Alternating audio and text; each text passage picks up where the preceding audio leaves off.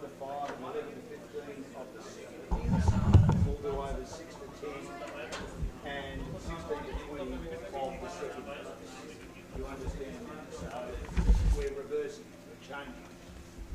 So you do Now, this is a contest where both teams are playing for pride, but I'll tell you what, the intensity will not be reduced one bit. The captains have arrived in the middle for the toss. The captain of Canadian Wolves today is Moib Oyakul. Alongside him is Adam Amin, the usual suspect. The captain of Afghanistan Eagles. The two officials to oversee the toss today are Vivek and Ashley Barrow. The coin will go up now. What's it called, sir? Heads was a call, and it's heads. No, we'll start off. And then Adam, what have you decided to do? We'll have a bat today. It's been a very different kind of a tournament for you, and a lot of learnings from it. How do you reflect on the tournament so far? Yeah, you're right. We've had a lot of learnings from this tournament. We've, either gone too hard or too early, or not been hard enough early. So hopefully today we can put that away and start well. One thing that Afghanistan strives by is to bounce back. So how's the mood in the camp, and what have you been telling the boys? Now the boys' moods are always well, so I think they'll bounce back today well, hopefully. Any changes in the side? Yeah, had a couple of changes. We've got Azim, who's a fast bowler, comes in, and also Hadi, who's a nice low order batter. Have a fantastic game, Adam. Thank you. I am. Moib, captaining the Wolves today, how's that experience? Yeah, it's quite a good experience. For first time I'm captaining the Canadian Wolves, so I'll try my best to win the game and play well for the team. You played a lot on these surfaces before as well. What do you think is a good tool that you want to chase eventually? Yeah, the surface is very tough for the bat, so we'll try to restrict them under 120, 110, then that will be changeable for us here. Any changes in the side apart from the skipper being changed? Yeah, so only one change, captain is playing, but only one change, Gujraj is out and Kashish is in. Have a fantastic game. Thank you very much. So the news from the center, it's the Eagles of Afghanistan who won the toss and they want to be batting first.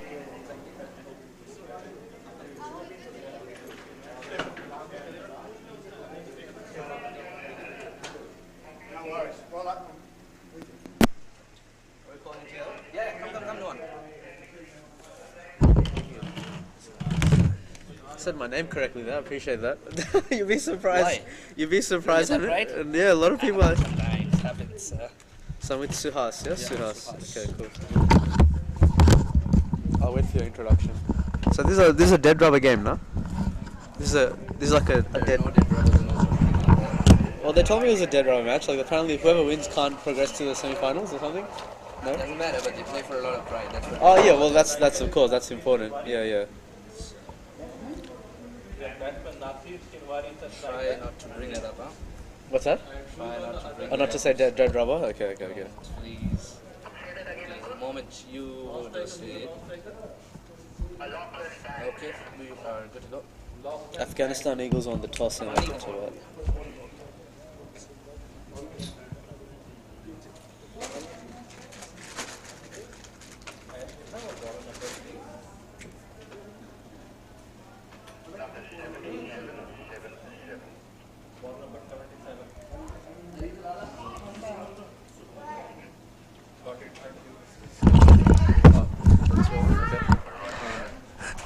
Oh, that's it. Yeah.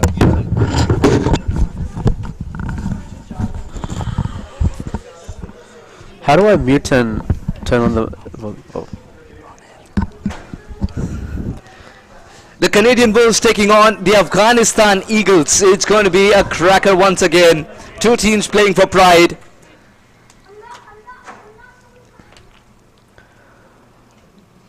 The Eagles won the toss and they said they want to bat first, and here they are doing so. First ball. Bit of shape.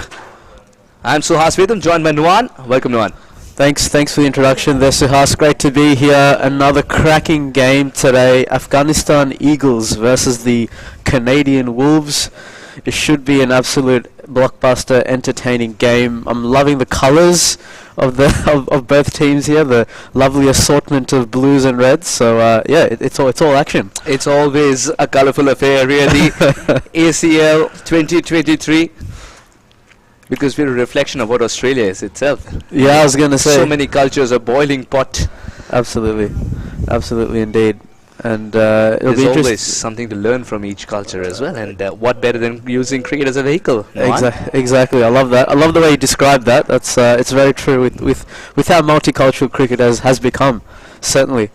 But I'm interested to see how Afghanistan, get off the mark. They've had a couple of bright starts in this tournament, haven't they? Oh yes, they Yeah. have. Mm. But their middle order has faltered, and today they need one thing called partnerships. That Yes. will be the buzzword: partnerships. Partnerships, yes, certainly. Straightened a little bit, and Sidhu has found the right spot to be landing that cricket ball in. That's a very good length as well, because that extra bit of bounce can surprise Lachlan. And Yeah. Lachlan, early days, always tentative. Yeah, absolutely. Look, I feel like this pitch, I was here yesterday as well, commentating a few other games, and I've noticed this pitch is a little bit spicy, a little bit bouncy. The spinners are getting a lot of turn and purchase, so, it's important to still pitch it up, even though the bounce is attractive to the bowlers. Here's Sukhmander now. Oh, he's just picked this up beautifully. No half measures whatsoever. Lachlan starts the proceedings with a bat in hand for him.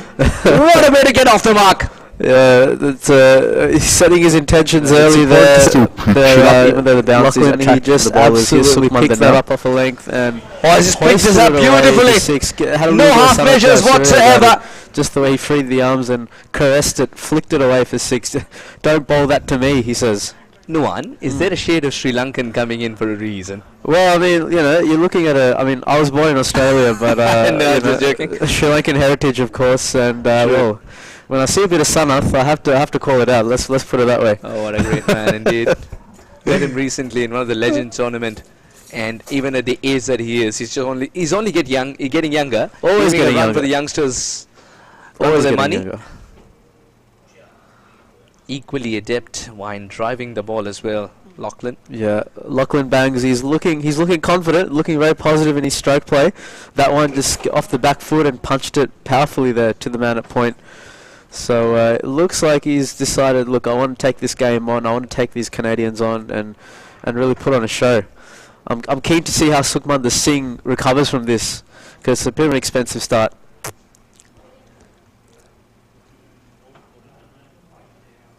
Got him! This is the perfect response.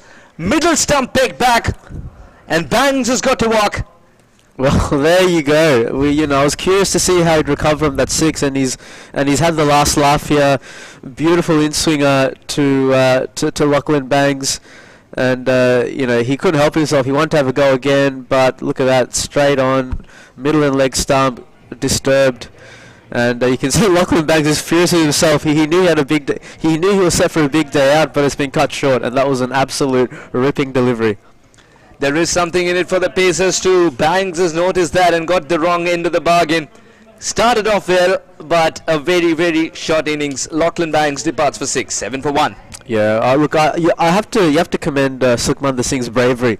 He pitched up before, got hit for a 6, but he was courageous and was like, I'm going to pitch it up again and see what happens. And he was, he was beautifully rewarded. I was saying this in the previous game. There is a lot of bounce in this wicket, but if you just pitch it up and keep it full, you'll cause a lot of problems for the batsman. And every time you pitch it up, something happens, right? So, let's see if Sukhmander Singh can keep this going. This is a interesting start to say the least, but early wickets is always helpful, isn't it? Absolutely right. And Sukhmander Singh, now that he's got a wicket, would be more confident. Yeah. He stuck to the plan. Despite being struck for a 6 by Bangs, he stuck to the plan. Yeah. Now Adam Amin, the captain, has inherited 7 for 1 today. Yeah. You probably don't want to be out this early, Adam. I mean, he's probably thinking, well, hang on, this is not the start I wanted, but here's the last ball of the over now. Off the mark, will retain strike. Adam Amin. Afghanistan Eagles 8 for 1 after 1. What a start. Yeah, great start. Great start for the Canadians. 8 runs is still a lot for a first over, but that key wicket will really, calm the nerves a little bit. Lachlan Bangs seems like he's quite a talented batter, quite a confident batter, and to see the back of him will do Canada's confidence wonders there.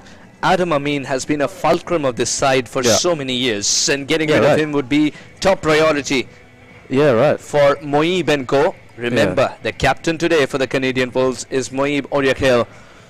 Sukhvir's Fantastic. of course in the side, but he wants to get rid of the additional pressure of captaincy. Yeah. And Moeeb, who understands the serve as better, has played more cricket in this part of the world, decides to assume responsibility. Yeah. No, absolutely. And this is what I love about the Canadian Wolves. Throwing it to a spinner in power play, and Vinu has responded excellently so far. It's a very brave move, I must admit, having your spinner come on in the second over. But it's a common tactic we've seen in T20s now, isn't it? The Suhas, having a spinner open the bowling. We've seen that in T20s a lot. With minimum cushion, you need to have a huge heart. Vinod Bhaskaran Yeah. from Singapore, calling Canadian Wolves his home, and he started off well. His tactics lay in the fact that he tries to play with the mind of the batter with Yeah. something called the illusion of spin. The Yeah. batter goes for spin, but the ball doesn't turn.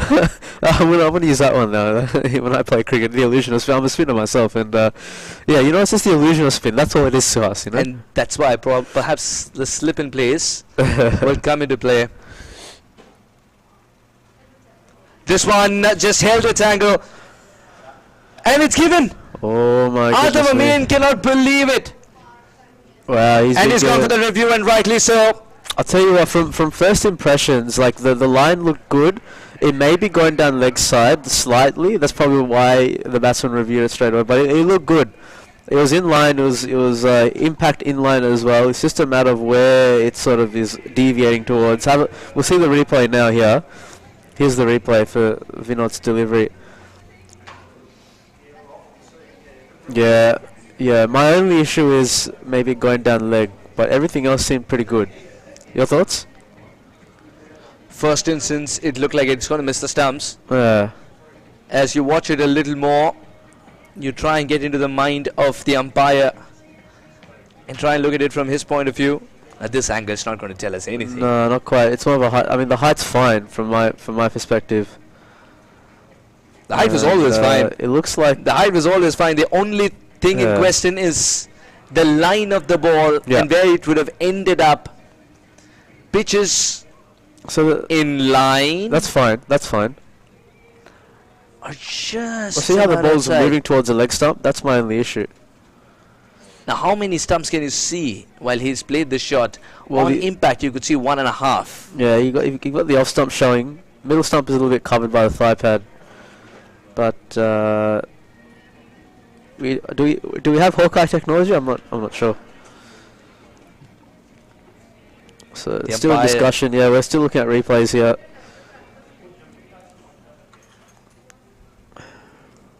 Height is never going to be an issue. No.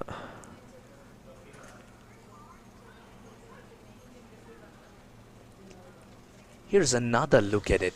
Yeah. Now, is where it pitched a question? Not at all.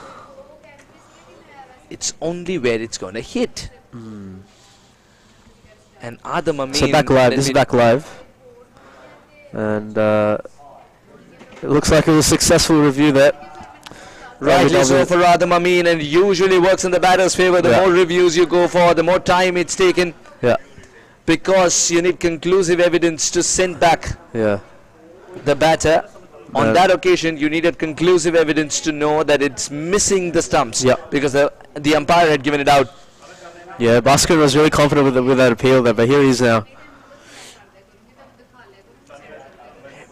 Chipped, taken. Adam Amin doesn't survive longer. It was a matter of one more delivery. Vinod can now scream in joy. Well, I mean, don't worry about the LBW there, Suhas. That was an absolute lollipop catch. Beautiful piece of bowling, beautifully tossed up, invited the drive, and he just scooped it straight to the man at cover there. And don't worry about that LBW now. The batsman's on his way. Adam Amin, that probably wasn't his best shot. He departs with just one run.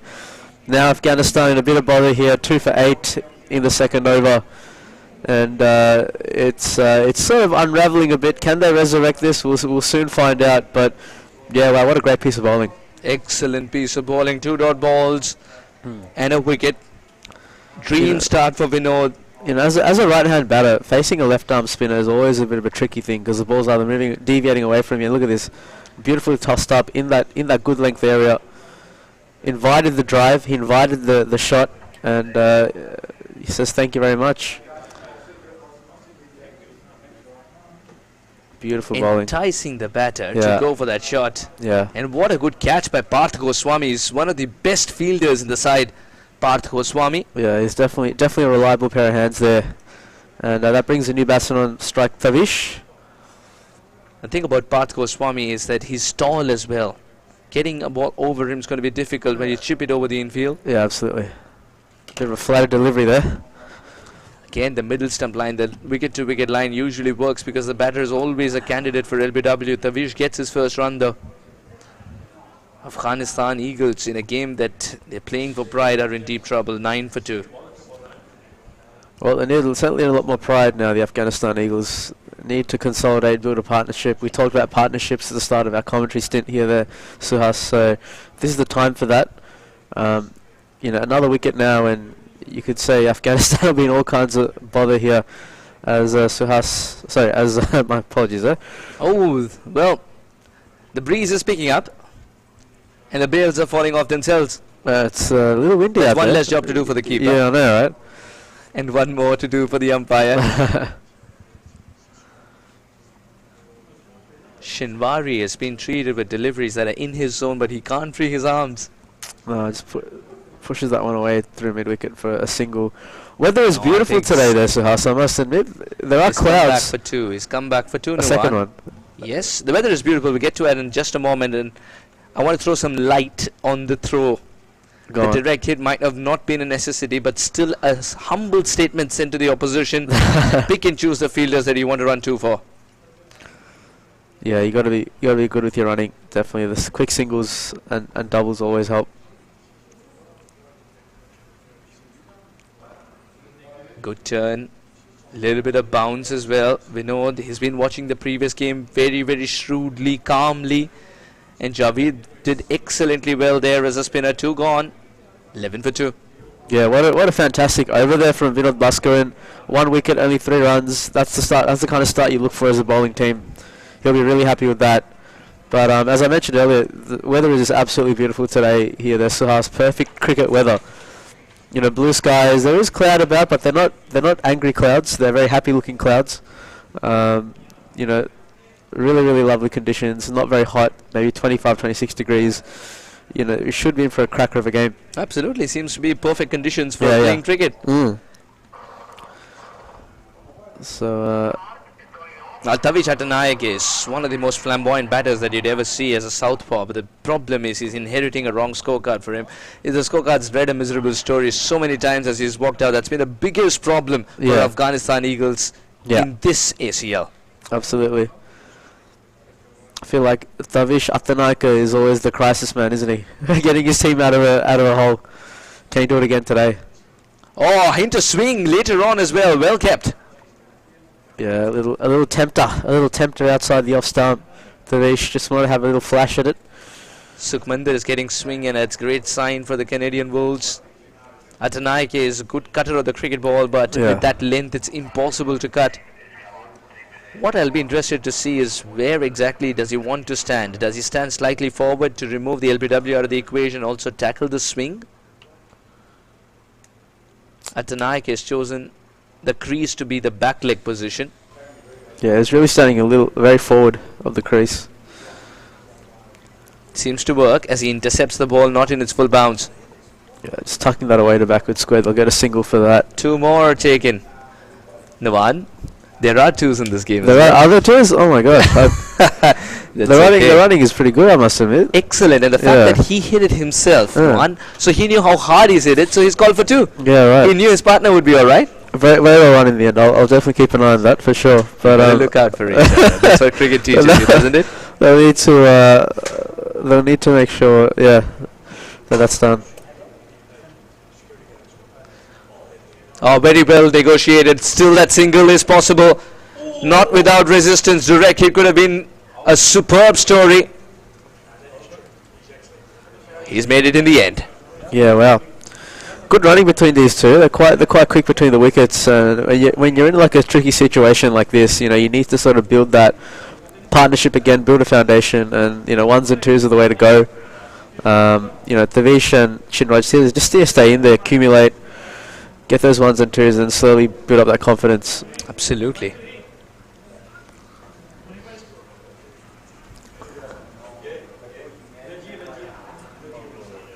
Should be taken. And catches don't come simpler than this. Jatinder Jat will not drop those. Sukhminder again amongst the wickets. Yeah. 3 down now for 14. Yeah, that was a very poor shot. That was a very poor shot there from the batsman there, Shinwari. He was looking to force the issue, but you know the balance was off. That wasn't really the shot to play to that delivery. I mean, I know he's trying to get his team out of a hole, but that isn't really the way to go. He has to depart for just 3 runs of 4 balls, and Afghanistan fall deeper into the mire here. This is not a great start at all. I mean, if you have a look at the replay of that shot, you know, his body weight was going towards the onside, and the ball went to the offside, so it's kind of a mismatch of balance, and that, you know, creates a simple dolly of a chance to the man at cover. Yeah, this is almost panic stations here for Afghanistan. Can they resurrect this, Sahas? What's going on?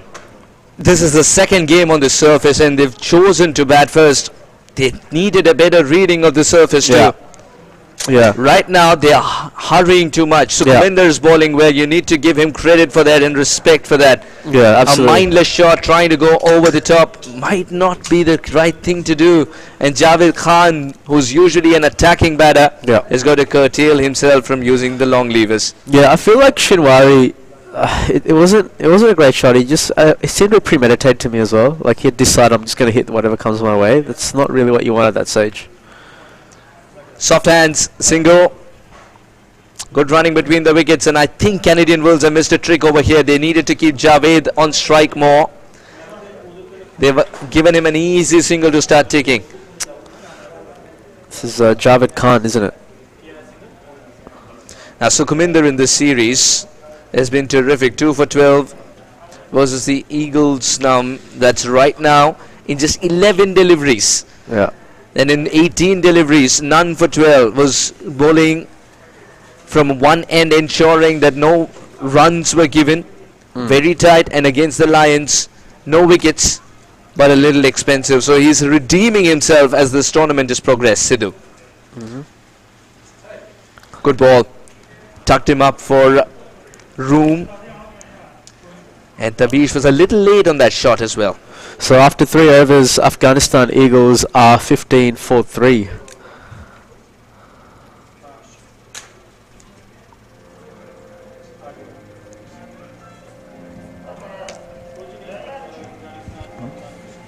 What happened?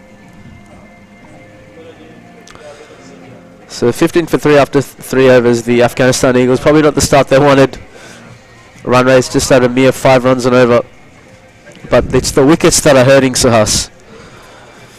Wickets have been the problem here, and he'll be a very, very happy captain after being asked to bowl first, picking up wickets for every 5 runs given almost. Absolutely. This is brilliant. 15 for 3 Afghanistan Eagles. They're getting their wings chopped off at this stage. They need to regrow them. It's a beautiful analogy there, Sahas. I like that one.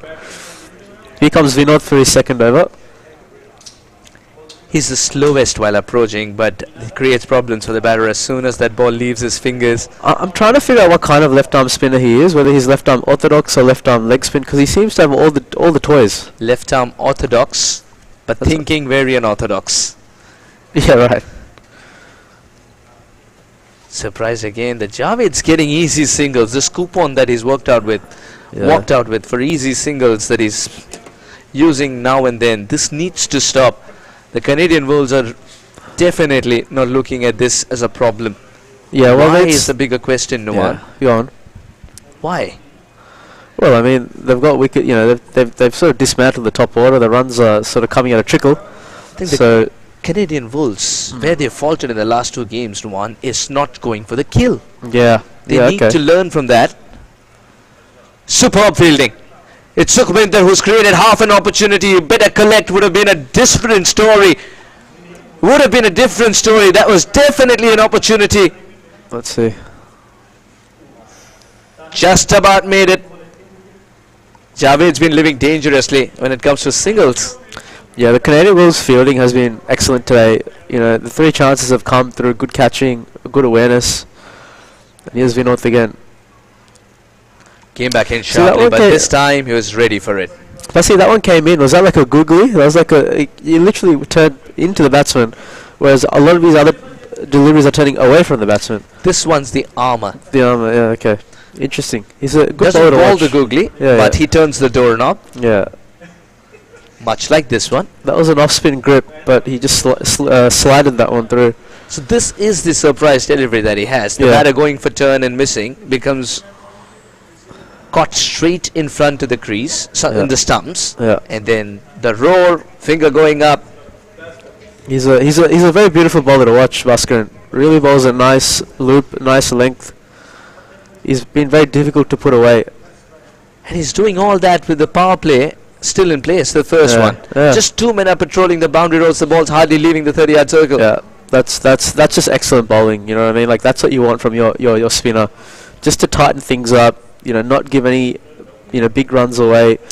He's rarely pitched it short as well, so that makes the batsman come out. And You need push. a brave spinner like Vinod Bhaskaran indeed to drive the game forward. The reason being, he's going for wicket-taking lines. Yeah. He's not tucking the batter up on a regular basis, Yeah. trying to get away with 4 dot balls and not picking up wickets. He's Yeah. not trying to constrain here. He's trying to drive the game forward Yeah. with wickets.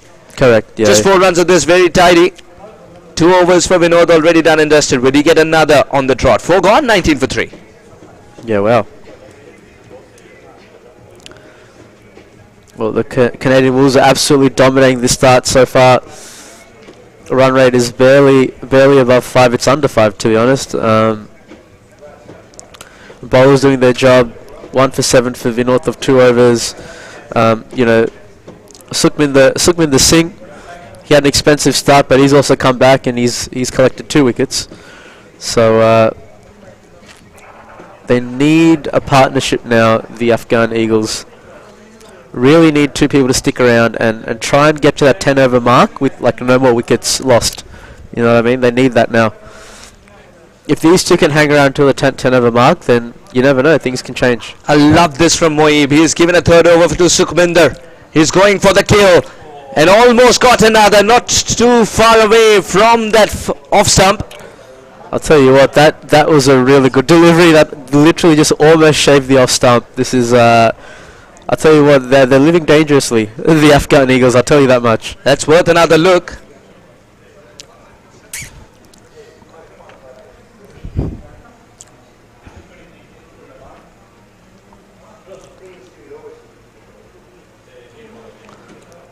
Yeah, great bowling. Love this from Sidhu. Watching the batter till the last moment. Tavish playing the wrong shot. The bail falls off. Yeah, that would have been a problem if the ball would have left his hand. Very blustery conditions out there, it seems.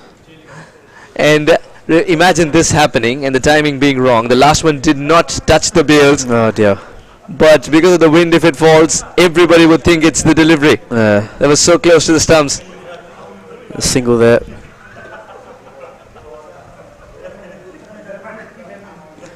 Tavish is ensuring that he picks and chooses the right gaps here. He's yearning for a single there.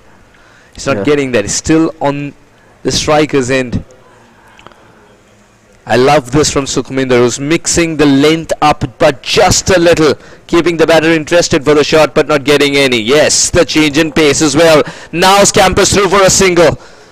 Didn't know that he was the one running towards the danger end, Tavish. No bat involved. Yeah, I'll call the buys for that one.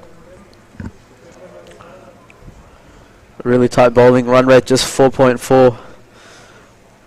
Sorry, 4.44, but That's but okay. definitely want a lot more than that. The Afghan Eagles.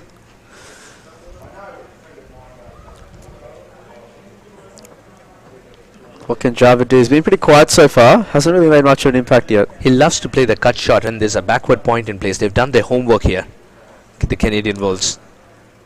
And he manages the single. Javed's able to manage the single. Tavish is struggling. Sukhminder has started off well, bowling to the righty-lefty combination now. He's not giving away the wides. Well, this is the best he's bowled all tournament, right? We saw the previous graphic, and he hasn't had a good time in this tournament. Hasn't taken wickets. He's been quite expensive, but today he looks like a different bowler. And that's what you need. You need to transform into better cricketers. Yes. And that's what Aussie Cricket League helps you do. When Absolutely. you look at the level that you're playing against, you believe you can do it too. Oh, for sure. And when you're pushed outside your comfort zone, you unlock a new version of yourself. Amazing. Sometimes at the end of a league, you look at the mirror and you see a different person. That's what you want to do. Always improve as a cricketer. In the air, but just a jiffy, will land safely.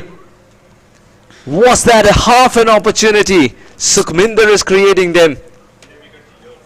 And this is why I keep saying it's so important to bowl a full length, because this pitch has so much bounce in it. Even a good length ball will come up to your chest area, and then as a result you play those uppish shots, and then suddenly everyone in the the offside, any catches are all into play. If you bowl bounces but don't have the pace, then you'll get punished. So it's really good stuff. He just needs to keep bowling that full length Sukhminder, and he'll be rewarded. And Sukhminder understands his strengths. He wants to swing the ball. Once again, a single from Javed. This time it was towards the striker's end, the throw. I thought Javed's end would have been better because he's the one who played the shot. Correct. 5 overs gone. 23 for 3. What an eventful start this has been. One more over left in the first power play. And to take you through that and a bit more, we have Grant O'Hara and the great Dan. Thank you.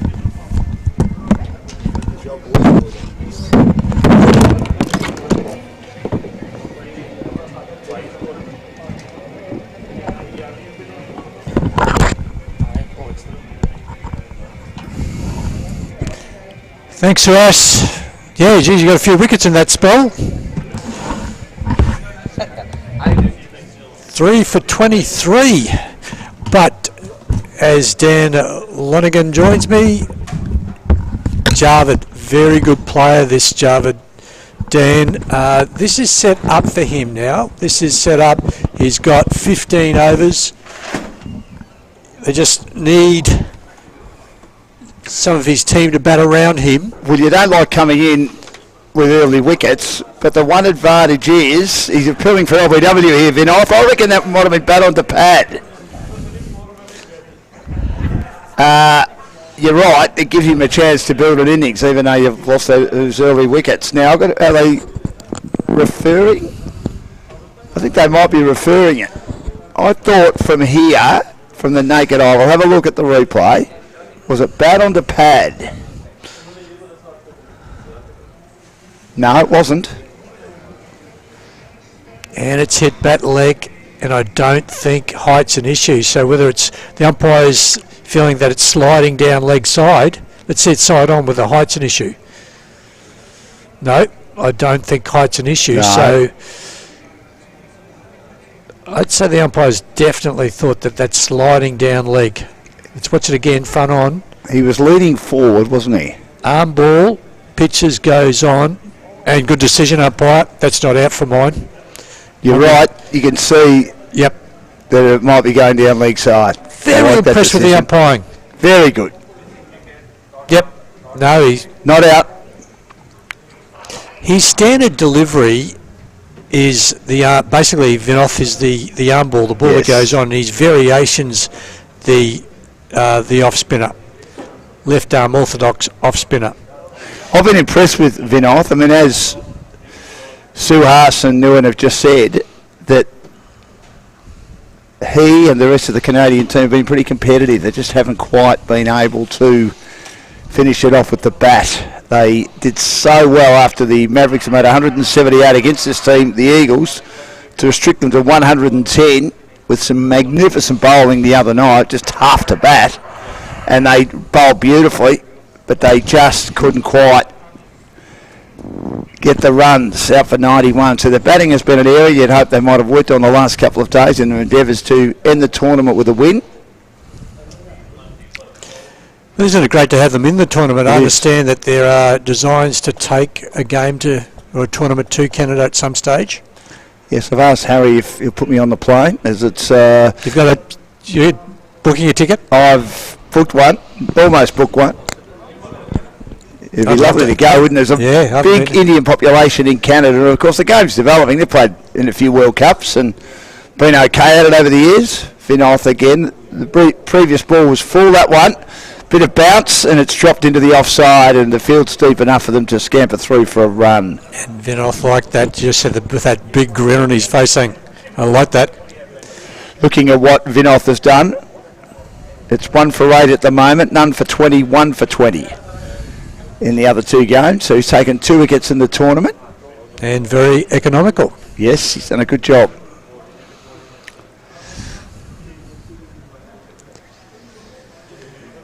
He's got the left-hander Tavish on strike, plays across the line, and it wanders away into the gully area. It's a leg by. Just set up for Javed this. If he can bat through, 120's not out of range, which would be competitive. Tricky little total that then, isn't it? Vinoth in again, a flatter ball on the back foot, pushed away into the covers. Another run on the board, 3 for 25. Or 3 for 26 it is now, ticks over. Landmark Investments, our major sponsor. Great to have them on board. So many sponsors for the ACL. Here's Vinoth again, flatter delivery. Punched away into the offside, and he wasn't able to get the timing he wanted to Vish because the ball was flat and almost Yorker length. So 3 for 26 after 6. These two starting to build after they got off to an horrendous start. Yeah, only 3 off that over. And here's a bit of some synergy. Here's the Manhattan. Big first over with a wicket. In fact, wickets in the first 3 overs by the look of the Manhattan. Big first over, and then around 4s to bring us through to the 6th over. But here's some synergy for you, Dan. Last game, the Kangaroos were 3 for 23 after their 5, and in this game, the Canadian Wolves 3 for 23 off their 5.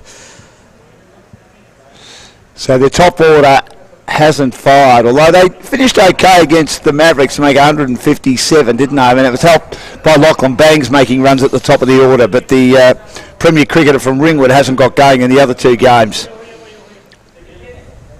Out in the first over today. Big win earlier by India by 80 runs. They've qualified for the semi-finals. Javed 7, Tavish 7. Far too good for the Sydney Kangaroos. They've got 1 more game tomorrow against the Perth Phantoms. The last day of the round robin phase of the tournament. And this is a bottom edge. Another French Cup. Had a lot of these in the tournament.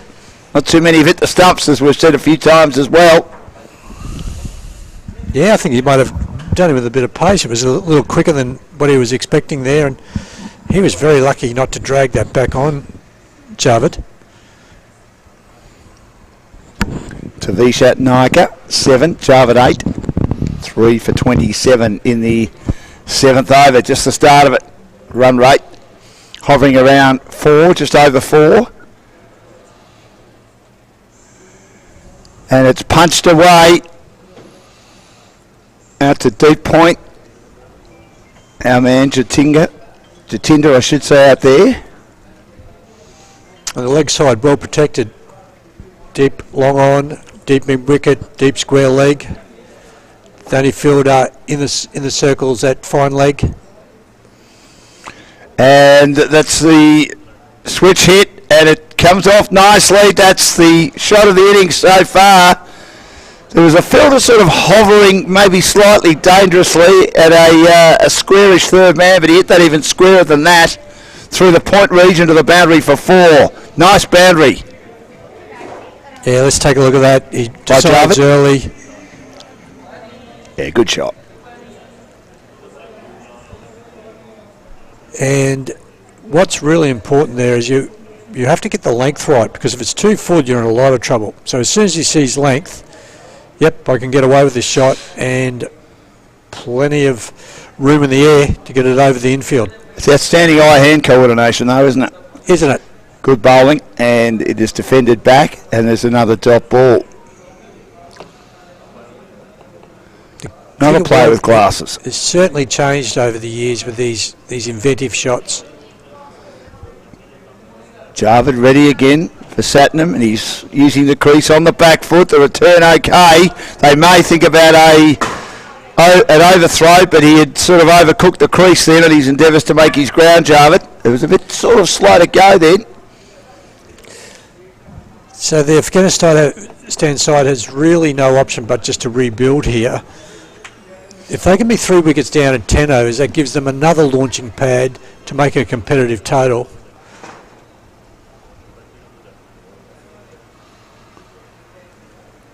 The first slip in place. And now the velocity of the wind must be getting to that stage where yesterday we had to take the bails off the wickets, and looking at the flags and that umbrella that's on the western side of the ground. Pretty strong, isn't it? It is really strong. I'd be tacking into this breeze if I was a sailor. Dan, Sydney to Hobart. Yeah, it's on again, isn't it, on Boxing Day? It's one of the most iconic sporting events in this country. Have you any interest in being on a yacht at any stage? Absolutely not. A friend of mine took me out fishing in Perth when I was living over there many years ago, and I didn't see anything except just the side. I've never been so crook in my life. He called me a wuss. This is driven down the ground a long on, whitish long on. You can imagine me being no good at that, couldn't you? I was on a cruise. Yes. It went through 2 cyclones, but I was sick going out of Sydney Heads before it even got in. It looked like getting rough. Really? So never start again in my life. It's the worst feeling I've ever had in my life. Yeah, it's just not something that I could do. I mean, I admire them. I think we've got a very good culture in this country in regard to sailors and how good they are when it comes to sport. But I just couldn't go on a yacht. It is the worst feeling of all time. I know all these people that go on cruises and they love them. I said, no, thank you. I've been asked a few times. No, thank you. I'm fine until I see the boat. Yes. I've been on a ferry a few times, and that's not so bad because it's a shorter journey. But then again, my friend told me when we went out fishing it'd be a short journey, and that was no good. So back to the cricket. Yeah. 7 overs, 3 for 34. Javed 13. He's my man, Javed. Yeah. If they're going to post a total, Javed will play a part. He's such an organised player, and he's got a great eye, and he moves his feet very well, particularly to the spinners. Rian Saeed is into the attack. I think it's the first time we might have seen him in the tournament. Medium pacer. He'll bowl to Tavish, the left-hander. Busy action, and it's forced through the onside. Beats the fielder at mid-wicket, and he slides in after it. Good piece of hustling and fielding. Keeps it down to 2. Looks like he might skid on a little bit, Rian. The arm, even though the arm action is quite high, looks like he's going to be more of a skidding type bowler. 3 for 36 in the 8th. Partnership building. Tavish, the left-hander, on 11, ready for Rian. He drops into the offside, and they get a run. That's good running. We saw the Indians, we've spoken about it a bit. Turning 1s into 2s and just being determined right from the word go what they wanted to do when they weren't hitting boundaries or clearing the boundaries, which happened regularly in their fine total of 172. 80 runs too many for the Sydney Kangaroos.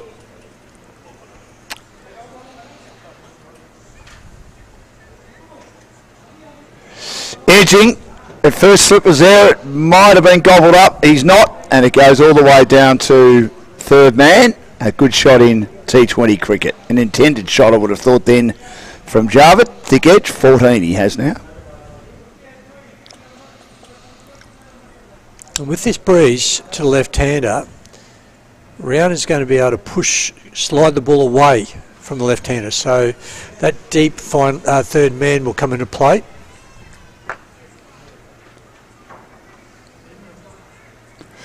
Swing and a miss. Good bowling. Looks like he sort of runs up and down on the one spot, doesn't he? In the early stages of his run-up, Rian. Yeah, getting himself balanced as he approaches the crease. But I think Tavish likes this matchup. 12 off 18. Ian Jarvid batting okay for the Eagles at the moment after losing wickets in the first 3 overs. And this has turned not as far away as he thought it had then, Tavish. And it is, the stumps are hit by Satnam, the wicket keeper. He thought that he'd got enough on it. And in fact, when he looked behind, he thought, hang on, it's only dropped a couple of metres away. And in fact, it missed the stumps in the end, and I think he might have been in trouble. Might have been. Would have been. He was out. Yep. He was absolutely out. And in fact, the keeper, in hindsight, probably could have just run to the stumps and taken the bails off, and he would have beaten him back. He got almost halfway down the wicket before he turned back. Well, he just didn't Can't know have where a run the, out at this stage, Dan. he didn't know where the ball was. It's only a couple of metres away from him. Rian bowls again. He's on the move. He launches line high. Hit that pretty well. Took the pace off it sufficiently to get it on the bounce out to deep mid-wicket. That was a better shot. Lovely loft over the infield on the onside for Tavish. And 8 overs gone. The run rate just under 5 and over. 3 for 39, Afghanistan. Winning the toss and batting. The last match of the tournament for these two teams. And I'm sure they're having a serious conversation about not losing a wicket. Seeing if they can go better than run a ball to get that run rate up to 6. And then launching again from over 10, where they'd still have 7 wickets in hand. Back to spin. This is whacked down the ground, beating the straight mid-wicket fielder, short straight mid-wicket fielder. Fielded out in the deep. It was hit pretty hard by Tavish. And it's 3 for 41. Satnam operating from the southern end.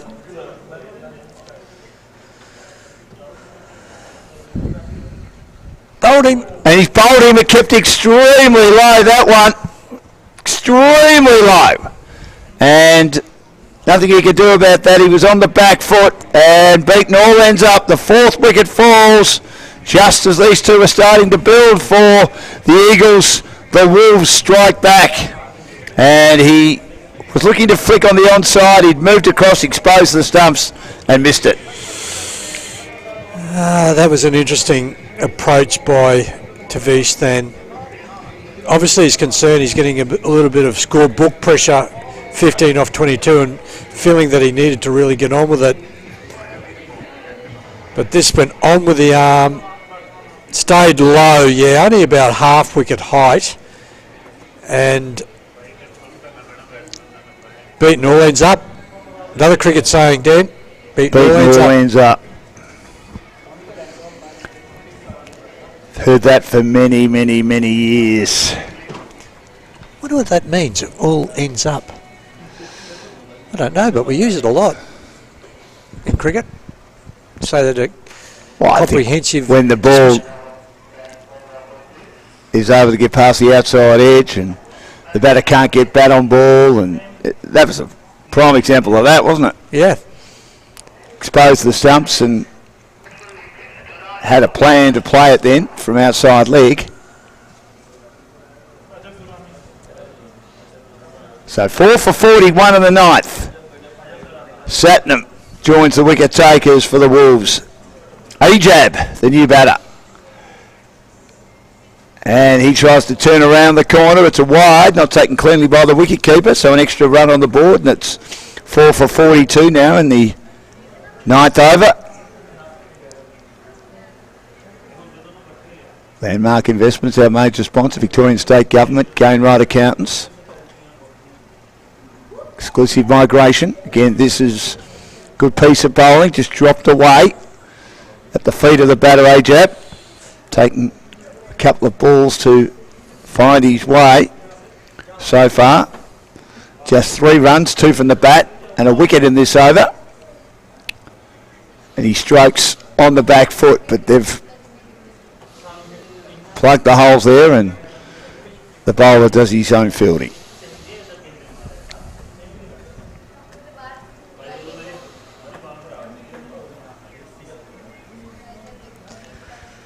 Hit on pad outside the line. And this is more what I expect from a slow bowler. Get through the overs quickly. Before you know it, you've got dot, dot, dot. What happens on the fourth dot? Let's have a look. New batter in. Well, you generally get this right. There is action. Well, on that occasion, it's on the back foot and just played gently. But a very, very good over. Satnam, 2 runs from the bat. There was a wide as well, so 3 runs in total. But most importantly, he got a wicket, and as Grant said, finished with dot, dot, dot, dot. 4 for 42 after 9. Be very happy with that over, Satnam. 1 for 11 off 2. Restricts the run rate to below that 5. You know, if you could be aiming around run a ball, ideally 7 and over, would be about par today in these conditions.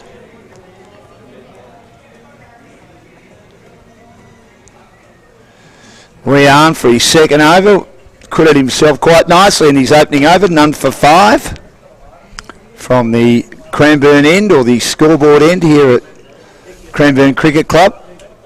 And this is swung high and long, and unfortunately dropped by the Canadians. He was looking to play it on the onside, that sort of went straight, held up a little bit, and he got a top edge, and they weren't able to complete the catch. Yeah, that sort of stuck in the wicket a little bit. He got right under it. It was, didn't quite get a hand to it. Very difficult catch. It was one of those that actually always looked like it was going to be safe, because it was just found that green grass well beyond any fielder. This is hit high, but he should be caught on this occasion as he slices away to point. So after a wicket nearly fell the previous ball, a wicket falls the next ball, and Javid, well, poor shot really. Well bowled by Rian. He was able to bowl well up, and he was looking to play that on the onside. It took an outside edge and sliced it to point, and a comfortable catch is taken. The 5th wicket falls. Javid out for 16 in Afghanistan in a world of pain. 5 for 44 in the 10th over in regard to their score in this ACL match. Yeah, well, Rian, all he was looking to do was get that line and length, tempt the batter into the big shot, which he did. He did it on a couple of occasions. Got away with it once, and then said, no, I'm going to go again. And that was enough. 5 for 44. Not even halfway through their innings, and half the batters in the shed. In real trouble here, aren't they? So the conversation has to be now, it's just that cardinal sin not to bat out 20 overs in a T20. And one way or another, we've got batter 7 just arrived at the crease, number 7 in the order. He needs to say to his mate, I'm with you, and we're going to be here. Let's take it upon ourselves to be here at the end of 20.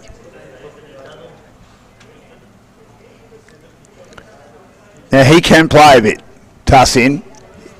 He was in the middle order and got some runs. He opened in the second game. Portney makes a big score here. He defends the first one, right on line. Played that nicely. He played that beautifully. And this is where now, at 5:44, you don't even look at the scoreboard. No. Don't even look at the scoreboard, because no use having no wickets left where you cannot score runs. So you just have to have wickets in hand. Here's Rehan.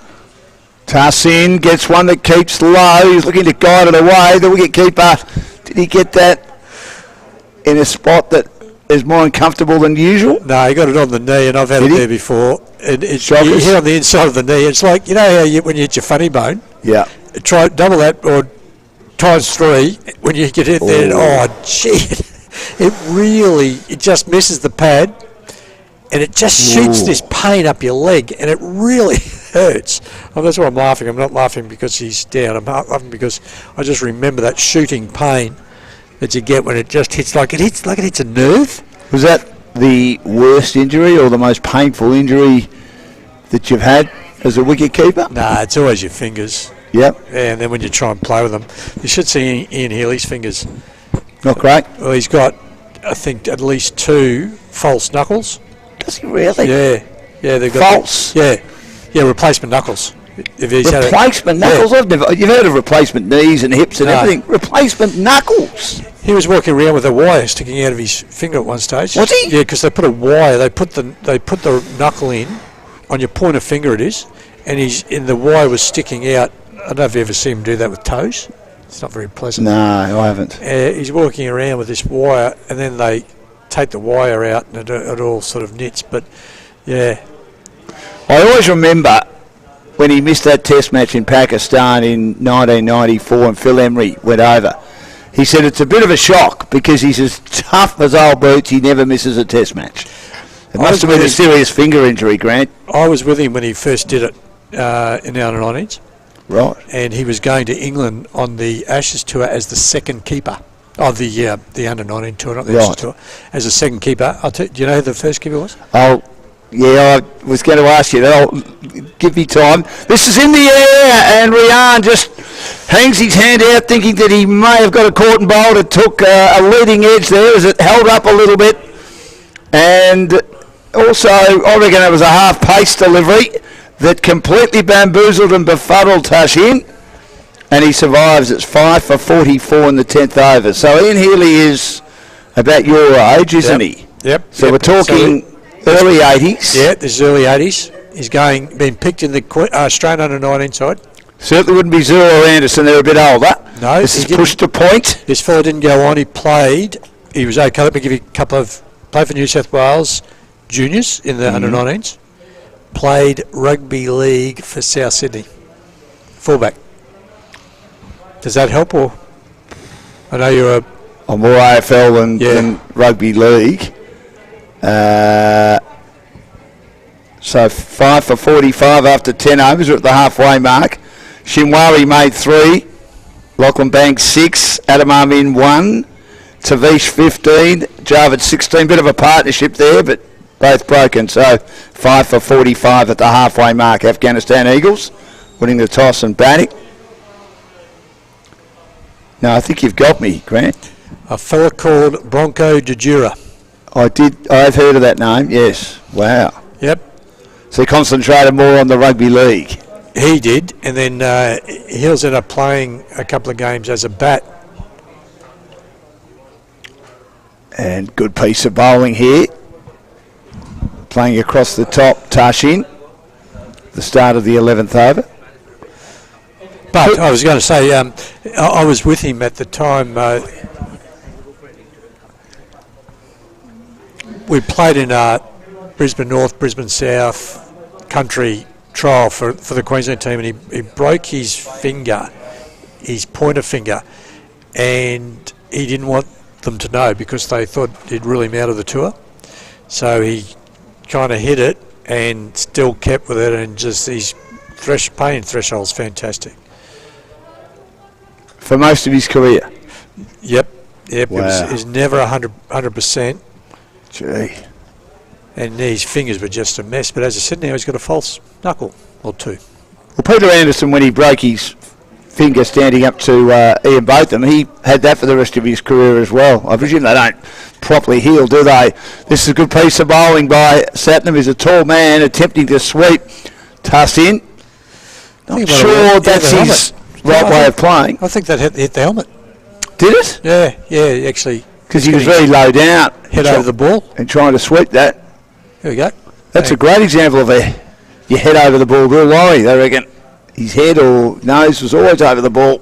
Tempting to cut the next one. Wide of the off stump. Called a wide.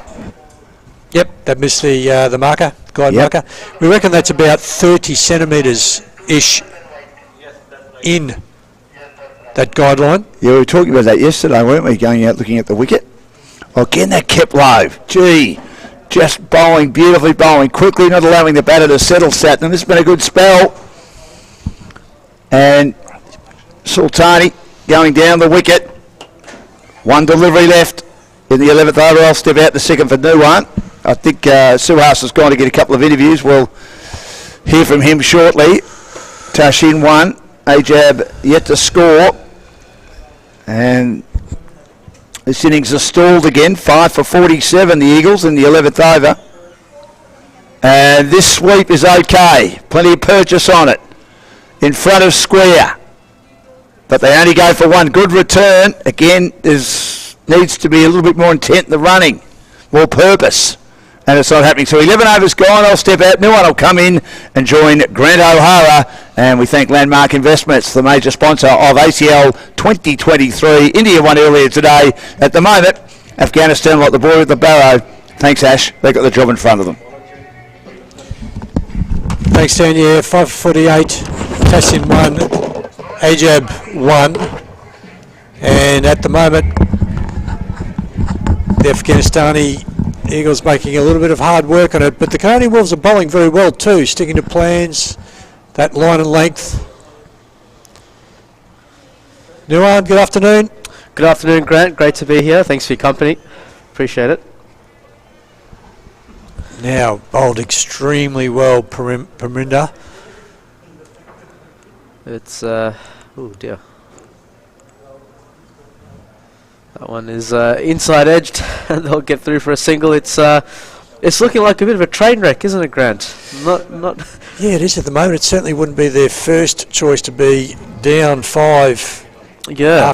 After 10 and only 49, so 4.39. Certainly not the run rate they're looking for either. But one big partnership can change all that. Oh, beautiful bit of turn, a bit of loop there. Lovely delivery there from Paminda. So at 6 runs and over from now, that takes them close to that 100, over the 100. Well, I think... Oh, beautiful piece of bowling there from Paminda. A lovely left arm delivery, a bit of flight, bit of guile. It just turned ever so slightly from that middle stump and clipped the top of off stump. That is every left arm spinner's dream dismissal to the right hander. Have a look at this. Oh, well called. That is extremely well called. That is gorgeous. Yep. Absolutely gorgeous delivery. Absolutely. That's actually his variation. He bowls arm balls, which are really hard to get away, and then that one that's just turned and just turned enough, that would have got most batters out. Oh, look, I mean, it reminds me of good old Ranganahera from Sri Lanka. Remember the left arm spinner from Sri Lanka?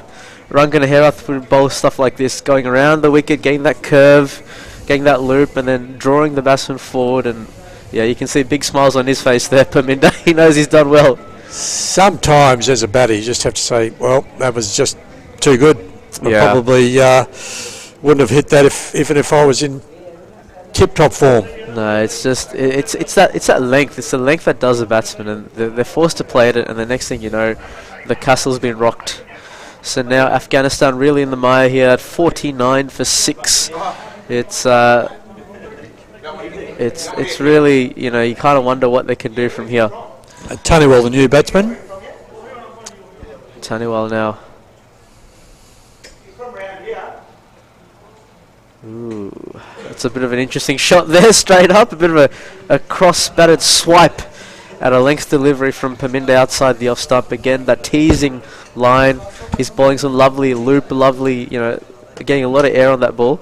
This east-southeasterly breeze is perfect for his delivery. Yeah, his stock standard delivery. That one is because it'll drift. Even getting that drift, yeah, you're right. It'll drift into the batter, and then if he gets a little bit turned, you saw what happened previously.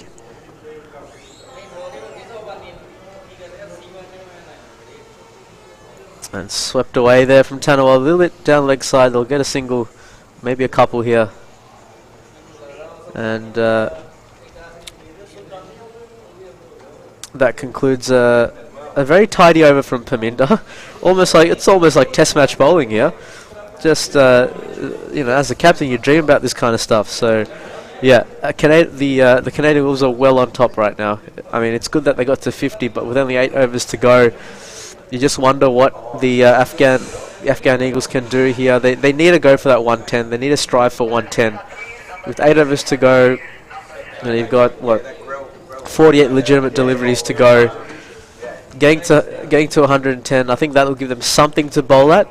It's obviously not the best score, but 110, getting that 3-figure mark will just give them some sense of respectability back to the performance.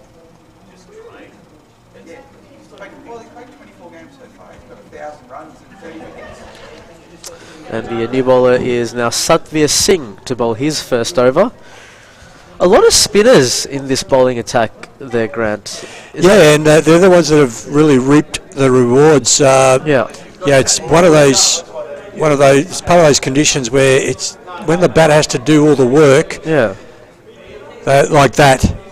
Has that been like a consistent theme throughout this competition? It has. It has a combination of really nice, tight spin bowling. Yeah. And conditions to suit, both with the breeze and with the wicket. Yeah. Ooh, that was very short there from Satvir, and he was lucky that it wasn't put away there. Even Tanawal was a little bit confused by that. Like what was happening there? He says. But it's an interesting passage of play. A lot of dots you can see in the last couple of overs. Not many boundaries. I'm interested to know when the last boundary was hit actually, because it seems like it was quite a while ago. 35 balls. Thank you, producer. 35 balls since the last boundary. He's listening. I love right it. on the ball they are. It's been a fantastic production. Well done, you guys. So great angles, camera angles. So literally almost 6 overs ago. That's quite a while in the context of a T20 game. As here comes Satvir now to bowl his third delivery. Length delivery, back of a length, cuts it away. They scamper through again. And they'll collect a couple for that, just a single. And that brings Ajab Durrani on strike. I've got some interesting stats about Ajab. He's actually a teammate of mine. He played for the Sky Cricket Club earlier this season with us and actually trained with him. Fierce cut shot again, back of a length from Tanawal, sorry. Tanawal cut that one. And now you got a jab.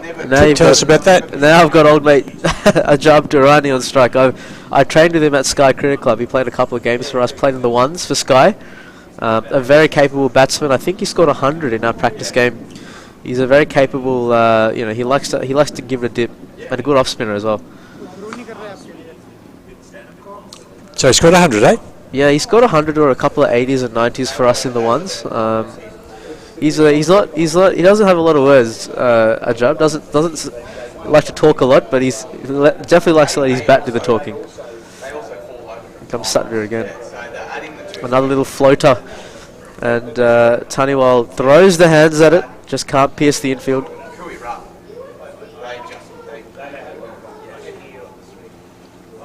And that's the end of a very effective over. Yeah, only 4 off. Yeah. Yeah, beautiful first over there from Satvir. Giving nothing away. But I'll tell you what. Oh, sorry. Yeah, we got Suez for an interview. We'll throw to him.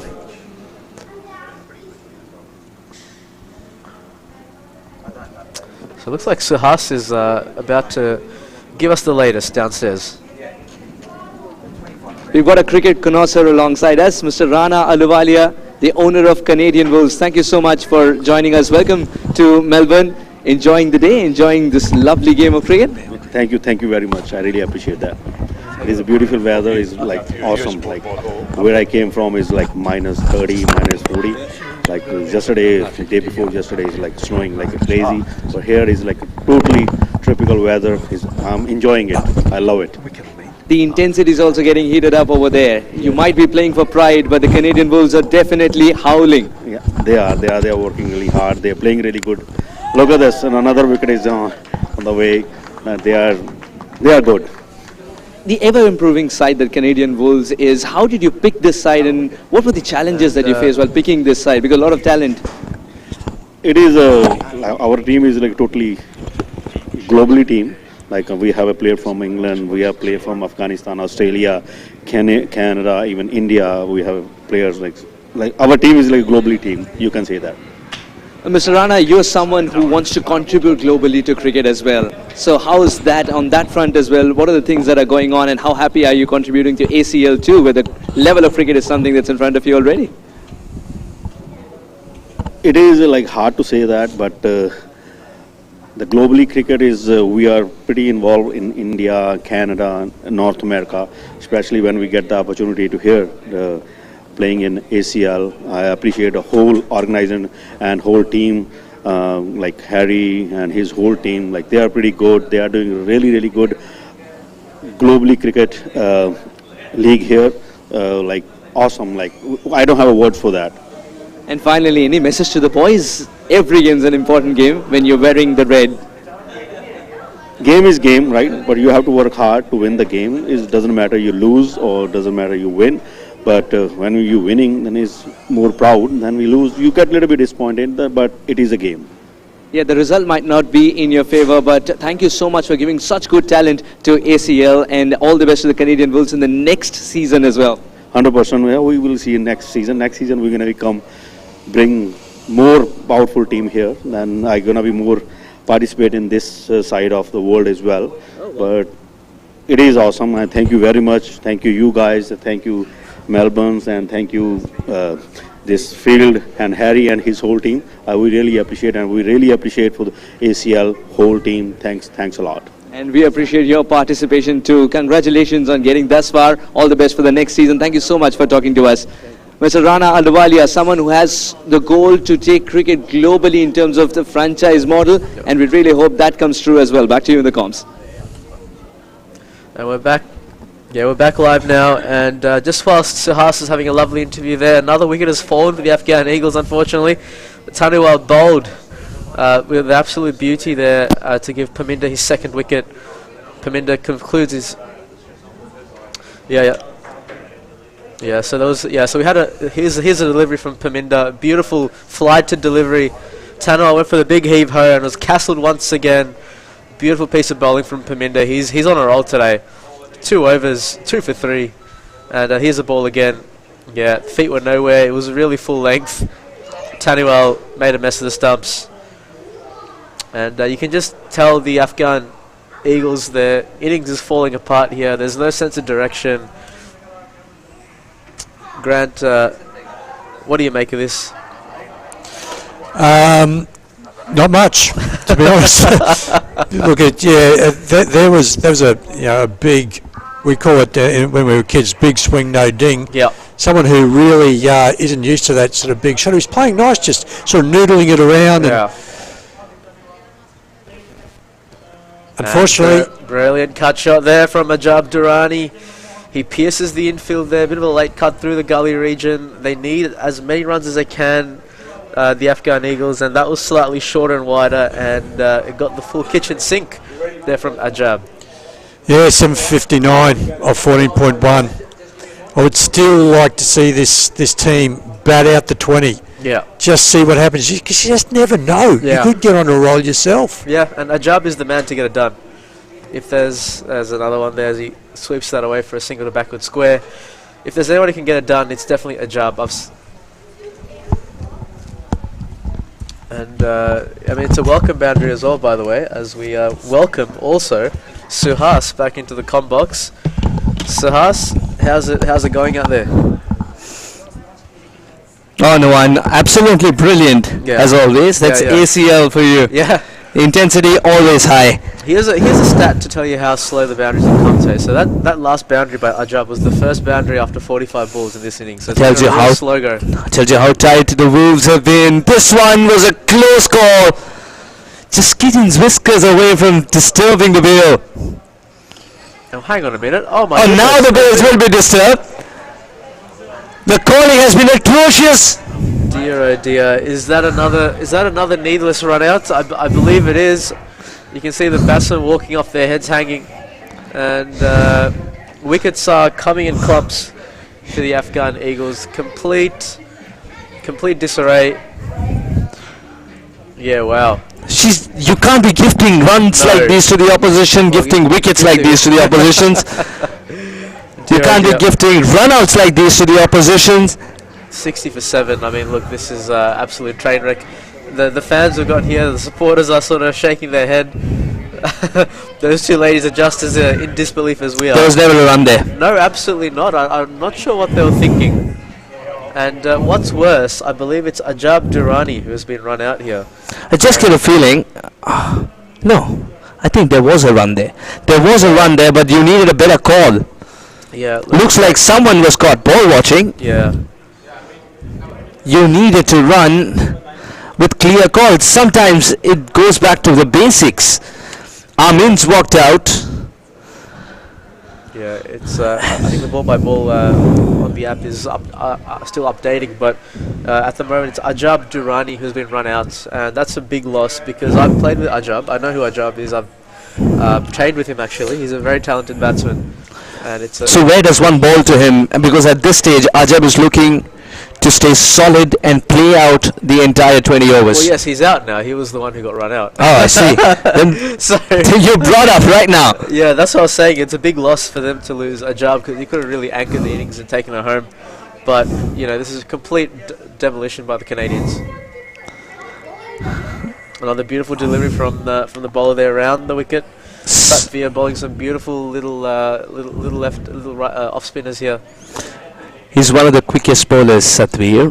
And I just love the fact that he's slowing it down, much like that. Really well bowled. He's got an interesting round arm action. I've noticed he doesn't actually get a lot of turn. Most of his balls go straight on, but he puts a lot of air on them. So if you have a look again, here he comes again now, see? His strength is to bowl in the same area. That's exactly what Satvir is doing. He doesn't need to do anything different because Afghanistan are struggling anyway. 61 for 8 after 15. Yeah. Yeah, wow. Very, very eventful stuff here, and 61 for 8. I mean, you just wonder what's left in the tank for the Afghan Eagles. It's been an absolutely shambolic batting performance from them. I'm sure they know they can bat better than this. I mean, they've got a couple of great players in their team. It's just not been their day. The fact that they've come out with a performance of this kind in a game where you had to redeem yourself, a game where they had to redeem themselves, that's very, very disappointing for the fans. Parminder, now one of the most brilliant finger spinners you'll find in this game of cricket. Tons of experience in the UK. He's been a real star today, hasn't he? He's been the star. Like 2 for 3 off 2 overs. This is like test match bowling.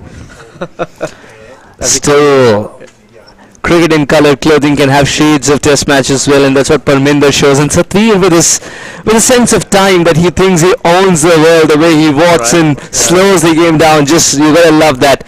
2 for 3, unbelievable figures. That will be very wide. That will be wide.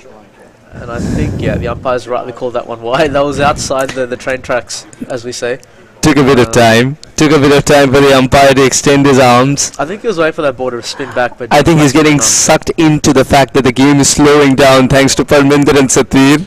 That was another beautiful delivery there from Parminder. That one turned a lot more. It was pitched a little bit closer to the off stump, but that turned and bounced, and Garat was a little bit tentative. He didn't know whether to go forward or back. Here's the third ball now. The thing about Khairat, the same ball, now Parminder is trying to keep it as wide as possible because he's perhaps expecting Khairat to go for a big shot. Inside out's not going to be easy. Hitting it against the wind is not going to be easy. Yeah, that was an unnecessary ball there. I mean, I see what he's trying to do, but if he just keeps it on that line, he'll get more purchase off the wicket. Now he steps out, and they'll go for that single as well. That was a better ball. That was a better ball. That's what you want to bowl. Invite the batsman to have a hit. You've got a man out in the deep. You've got a deep mid wicket. You've got the deep long on. You know, utilize those fielders. You shouldn't be afraid to pitch it in towards the batsman. He's bowling beautifully as well, and runs are not an issue clearly. So you can afford to, be a bit riskier, be a bit braver. You need to understand that you need to play out the 20 overs at this stage, not go for a flashy shot and find yourself back in the hut. If Afghanistan can survive the 20 overs and try and elongate this innings, that's a mental win for them from here. The Wolves are looking for 2 jolts to finish this off as quickly as possible and come out and bat. Yeah, that one's driven powerfully down to deep, long off. Good ball. Yeah, and this is where Parminder is excellent, watching the batter till the last moment, weaving a web around them with flight itself. Yeah. Beautiful bowling, beautiful bowling. Another beautifully flighted delivery. You know, real natural left arm spinner he is. He's got great control of his bowling so far. There's a reason. He's played a lot with Monty Panesar and all the greats of left arm spin. In the air. There's a man under it, but no, just bounces safely. They'll get a single. That's the right idea, though. He's got that deep. He's got protection in the deep. He's got his bases covered here, Paminda, and he's bowled pretty well throughout the tournament. Look at that, like, you know, collecting wickets wherever he goes, bowling tightly. He's been the go-to man. Slightly short. That one's pulled away. This might be two. No, he's got to settle for a single because it's one of the best arms getting that throw in. I'll tell you what, with Parth, with Parminder, with Satvir himself, there are a lot of good fielders too. Absolutely. The fielding from Canadian even Sukhminder. The fielding has been top notch today. They've held on to their catches. They've cut off they've converted twos into ones. And that's really what you want to see when you're when you're the fielding side and you meet sat into field. It looks like a very long over for Parminder. Now 84 is where they get to with 4.1. They're aiming at least 100. That's a psychological total. We've seen 120 being defended before. He's Satvir again. Oh, too short. Too short. He was lucky to get away with that one there. I think he was very sensible. He bowled it so slow that the inside edge was generated. Any other day, he would have chopped it onto the stumps. Kudos to Satvir, who seems to be in control. Yeah. And he's given up the extra responsibility of captaincy and he's starting to unfurl. Straight down the ground. Man in the team, no chance for him. This is a very good shot from Momin.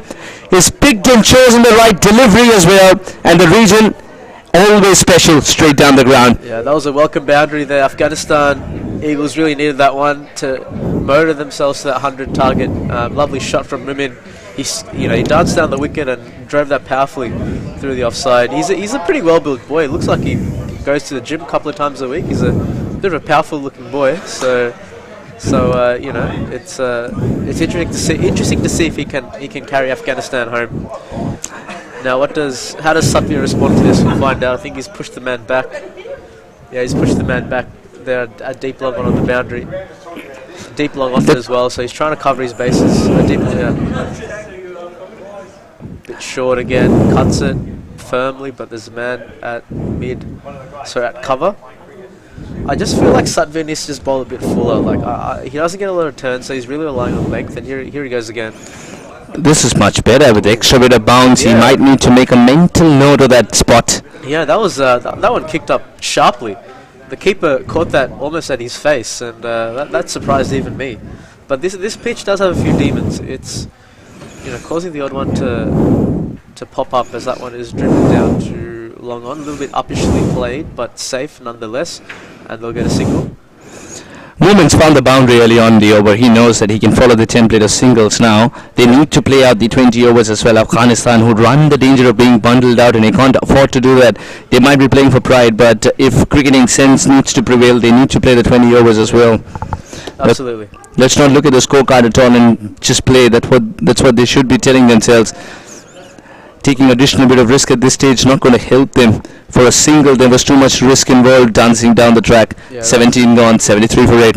Yeah, that was a miscued shot there from Garat. He had the right idea though, just to try and force the issue. But let's see now. 73 for 8. Okay, 3 overs left.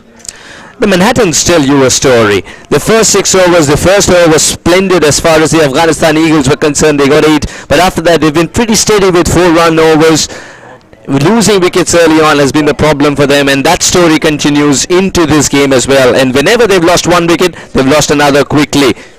Yeah, you're right. That's been the issue for them. Like, they have batting talent, but when you lose wickets consistently, it just halts the momentum. Oh, beautiful ball there from Paminda into his last ball. That is an off spinner's dream. Pitched on the off stump and turned back sharply. Gara was looking to cut that, but there was no room to cut. The reason that's happening is also because Nuwan, he's bowling slower. Yeah. He's not scared of tossing the ball up. So many bowlers get scared of tossing the ball up in this format. Yeah, the second run was an afterthought. The throws at the strikers end. The throw should have been at the strikers end. Ghairat was a little late. The decision still pending with the third umpire. And look, again, fielding was not the strongest point there. but a little slightly short of a length delivery from Paminda was pulled away to get those useful runs. Splendid throw as well. It's a direct hit, and Parminder in a good position to collect that ball just in case. Yeah. But it was a direct hit. Definitely. He'd already made it. He'd gone past the stumps actually. I believe the striker's end would have been a better end to throw at. Yeah. Even though this is a direct hit, but that's in hindsight. Yeah, definitely. Looks like that was been ruled not out. It must be quite windy out there, Suhas, because we've had a few bail dropping issues. You know, every If now and both again. the captains agree, you can play without the bails too. Oh well, here comes Faminda now. Ah yes, you know what is coming. You know that it's going to be slow and loopy. You just don't know how slow. Beautiful bowling though. I have been really enjoying watching Paminda bowl. He's just your classical, traditional left-arm spinner. Relies on flight and guile. All you need while watching Parminder is a cup of tea in this lovely afternoon. You put your head back and enjoy. He's that kind of a bowler. Never hurried. But this one time might have connected. No, there is a field to win the deep. Parminder is picking up wickets for fun now. Moment's shot was half-hearted. It offered no challenge whatsoever. Just when you felt that he's connected it, it did move towards the ball. Not good enough. Yeah, that was straight in the bread basket there for Paminda. I mean, you can see Momin was trying to do something funky, but he just went too far outside off. Easy pickings there. That was a beautiful catch, straight into the bread basket. Momin departs for 7 of just 11 balls, and lo and behold, Paminda collects a 3-for. Fantastic bowling from the veteran left-arm spinner. Well deserved as well. He's probably been the pick of the bowlers for me today. Like once again, enticing the batter to go for a big shot. And he's a pick of the bowlers indeed. Parminder is always amongst the wickets, and he is a man who's ever improving, much like this tournament, Aussie Cricket League 2023. Yeah, he didn't have to move Paminda. He just had to stand. I mean, the fielder just had to stand there and came straight in. And with that, we're up to the final wicket. So, any hopes of reaching that 3-figure mark is looking less and less likely there, Suhas. They still can. They just need to cast their eyes on the scorecard and tell themselves there are only 10 wickets allowed in the game, you know. Oh yeah, I mean... Try and play the 20 overs. That should be... The idea should be to elongate this innings with the bat in hand, and Zarak needs to be told that Khairat's gone for big runs as well. He tries to go for the big shot. That's not necessary. Parminder is in top of his form. Correct. The current rate is a different story. Let it march to its own drumbeat. You need to survive the 20 overs. As simple as that. Afghanistan have played enough cricket to understand that. Zarak ACL now. Absolutely. And here comes Zarak, the last man.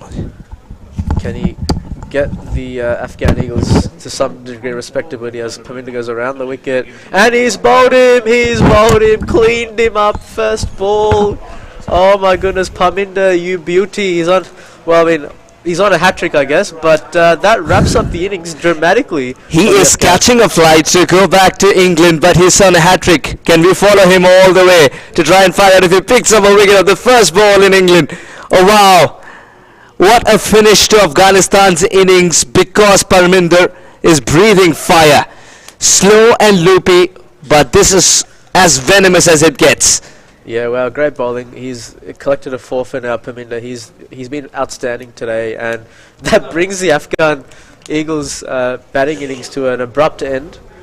Someone please add the number 4 to his jersey. And a hyphen, in fact. 4 for 12. That's the number he has generated with his excellent bowling effort. Afghanistan fold for 76, and Canada can't wait to be out there with a bat in hand. Yeah, absolutely. That's the end of the innings, and look, it's been a bit of a train wreck of an innings for the Afghan Eagles. They never really got going. You know, they lost 3 wickets inside the first power play, and you know, boundaries came at a trickle. You know, and it was a really slow innings. I think, you know, the Eagles bowling was you know, was quite dominant.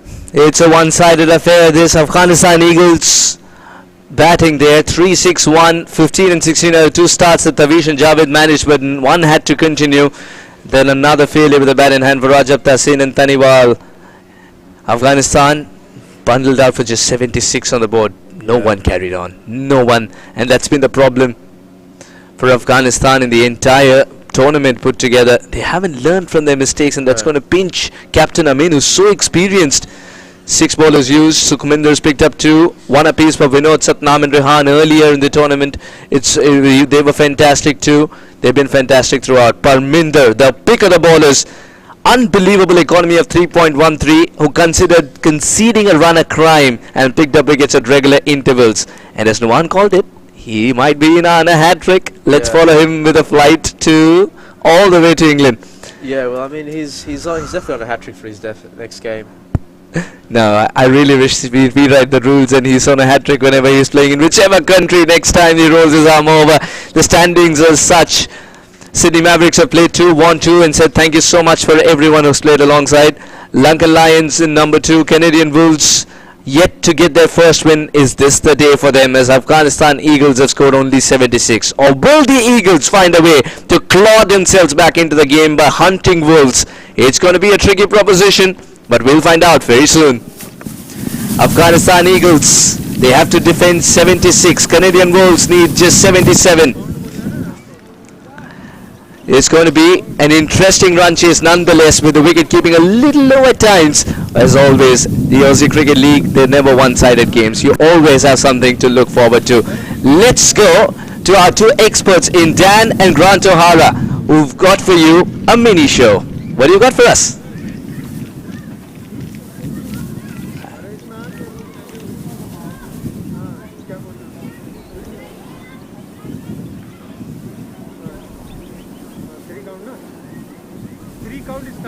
Yep.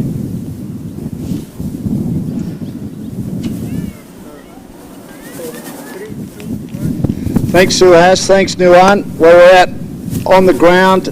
Beautiful conditions. A little bit windy. Grant O'Hara is with me. And Grant, we're into the business end of the tournament. Just looking at that particular innings, not enough from Afghanistan, you'd think. No, one of the new teams, unfortunately, unable to get to that 100 that they badly needed. But look, it's great to have them part of this competition. It's great to have the Canadian Wolves part of this competition, which is only just going to keep growing and growing. I've been pretty impressed with Canada. Their batting maybe not quite as good as I'd like it to be, but their bowling in general has stood up, I reckon. Yeah, the bowling's been really good. They've bowled to their plans. They've had some plans. Yes. So they've done that, and yeah, look, again, they'll bring both parts of the game together. They'll end up batting well, and they'll be a great addition to this competition. We've got the 4 teams that play in the semi-finals. At this stage, we don't know who the semi-finals will be on Saturday, who they'll be playing in regard to Sri Lanka and also the Sydney Mavericks. They play each other tomorrow to decide top spot in one of the groups. Pakistan and India are through to the semis. Just on India, we saw them play earlier today. Their last 2 efforts outstanding. Spoke to the captain a little bit earlier. They seem to have their team right now, don't they? Well, they do. There was a big clash between Pakistan first up. And that was a game that obviously both teams wanted to win for lots of reasons.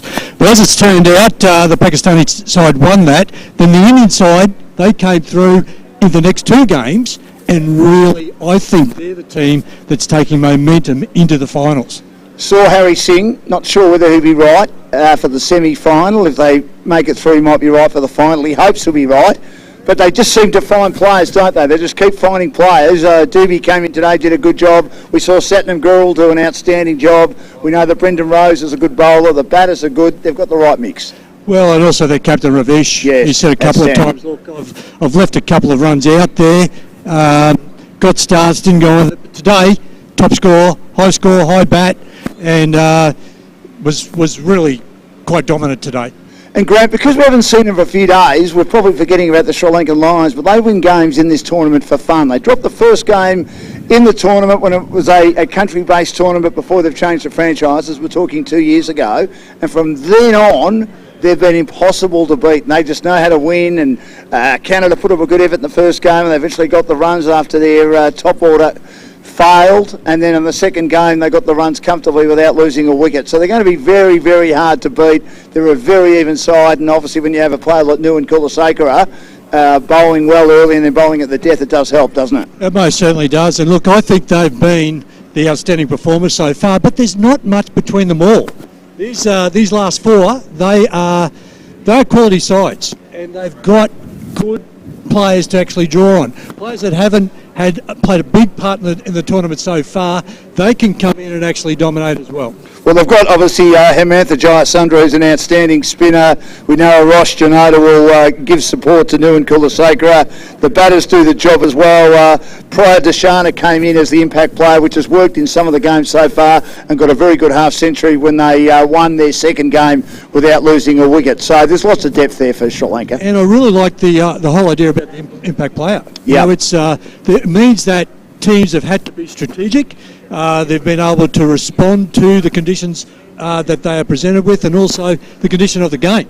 So the impact player has been a great addition to this tournament. Now the Mavericks have played two interesting games. They made 178, 113 off their first 10. They were stymied a bit in the second 10 in the first game they played against Afghanistan, but still got 178. Ronnie Chopra got 67 and then got runs in the second match but hurt his calf. Won't play tomorrow in the battle for top spot against Sri Lanka, but they're still going all right because in that game they had to play a bit differently. The second game against Canada, kept to 110 but managed to restrict Canada to 91. Oh, Ronnie Chopra's a big out. He is. He's a big out. Like he batted extremely well. He was one player that was really able to work with the conditions and vary them. He had a couple of speeds, and when he got going, what a great eye.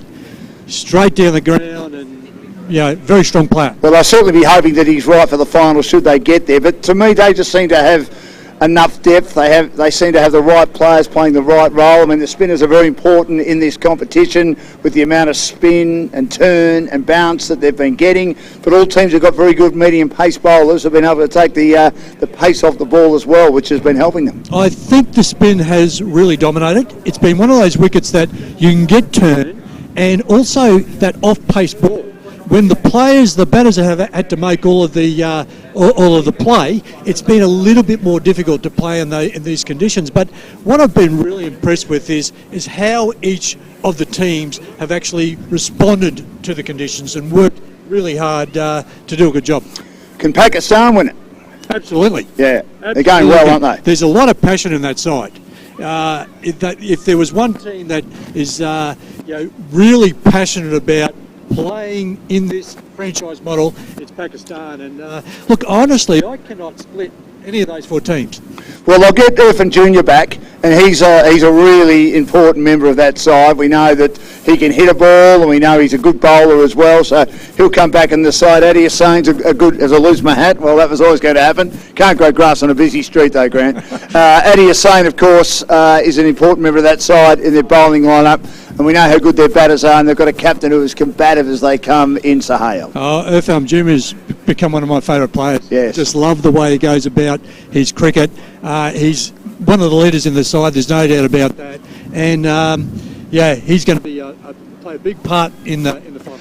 And throw in Prince, Elaine and Davis. They've got some stars in that Pakistan side. I mean, they've picked a franchise team, they've picked the best players available, and what I like is their mix. And points to the quality of this competition. Davis played the West Indies under-19 side. He did. And there's plenty of quality players like him.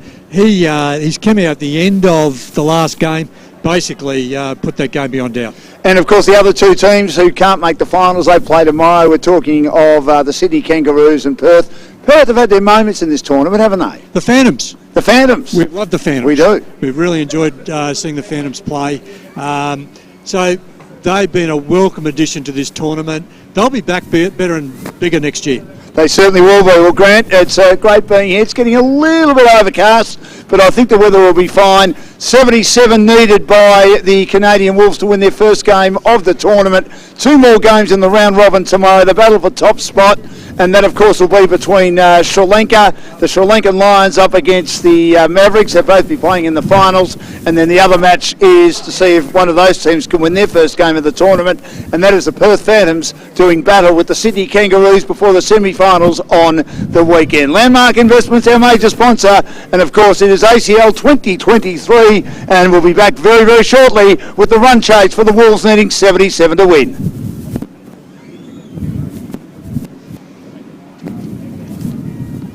Thanks, mate. Great job, mate. As I said, that Guinness team is new.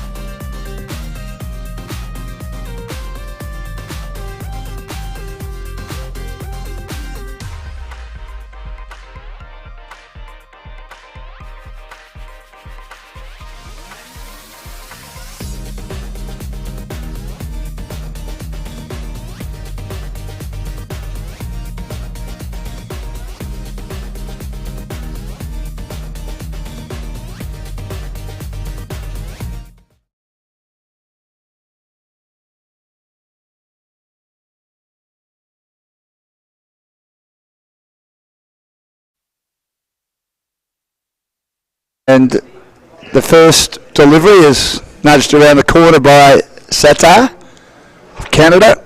They bowled really, really well, the Wolves, and they bowled well right throughout the entire tournament. And their batting has let them down a little bit. But Afghanistan disappointing today. Zarak to kick things off would be calamitous, with the greatest respect, Grant, if they were to get these, Canada.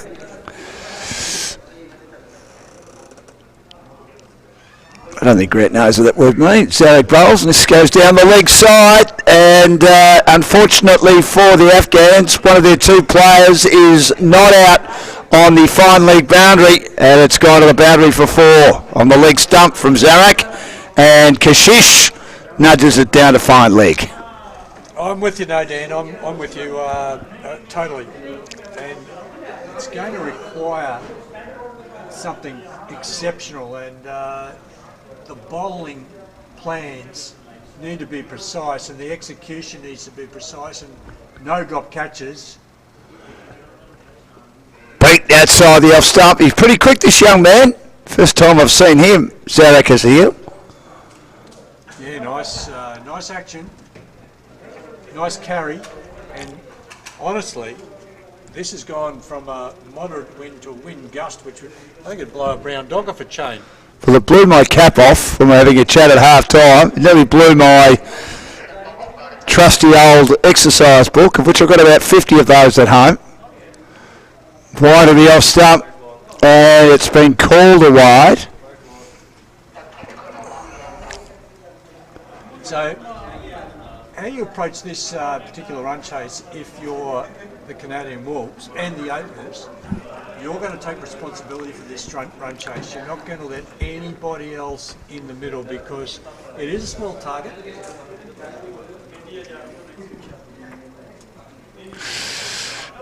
Sliding it down towards whitish third man. Yep. It is a small target, and I remember any time I was ever able to open and chase a small target like that, it felt so good to be able to get there without losing a wicket. Now, because the run rate really isn't an issue, they only need 3.85, that means that these openers can actually take responsibility for this chase. So here's Sarek again, and it's just pushed up along the onside. Didn't quite take the middle of the bat. More a leading edge, but he came across his stumps. It was good bowling, and he had to slam down on it. He does. Zarak, none for 7, and he's opening over the target, 77. So did you feel more nervous when you were chasing a low total or a higher total? We'll get your answer in a second. As Zarak bowls again. This is pulled away. It'll clear the infield to the boundary for 4. Can I answer this way for you, Dan? I actually felt more determined to get that that smaller total without losing my partner or my wicket, of course. So you just that determination to say, don't let anyone else out. Let's take responsibility for this ourselves, and that's the opportunity for Satnam and Kashish here. They love that. They'll walk off, and you watch. They'll be really pumped if they can do it. It was like the Sri Lankans when they played Afghanistan earlier in the tournament, and they passed those runs under 100 without losing a wicket. It's such a fun achievement. Let me put it that way. But wouldn't you feel nervous? Wouldn't you feel like you're tightening up, thinking, as you said, I mustn't lose the wicket. We've only got 75 to make. If you've got 275 to make, we've got nothing to lose here. You make a good point. It's one of those things that what we try and tell young kids these days, it's not nerves, it's excitement. But back that we didn't sort of have that sort of psychology back when I played, and no, you were downright nervous. You're dead right. It was those who could deal with the nerves the best, which made it further through the grades. Shinwari, the hustler and bustler, starts and he beats Kashish outside the off stump. You could see what he was trying to do. He was trying to guide that, late cut that away.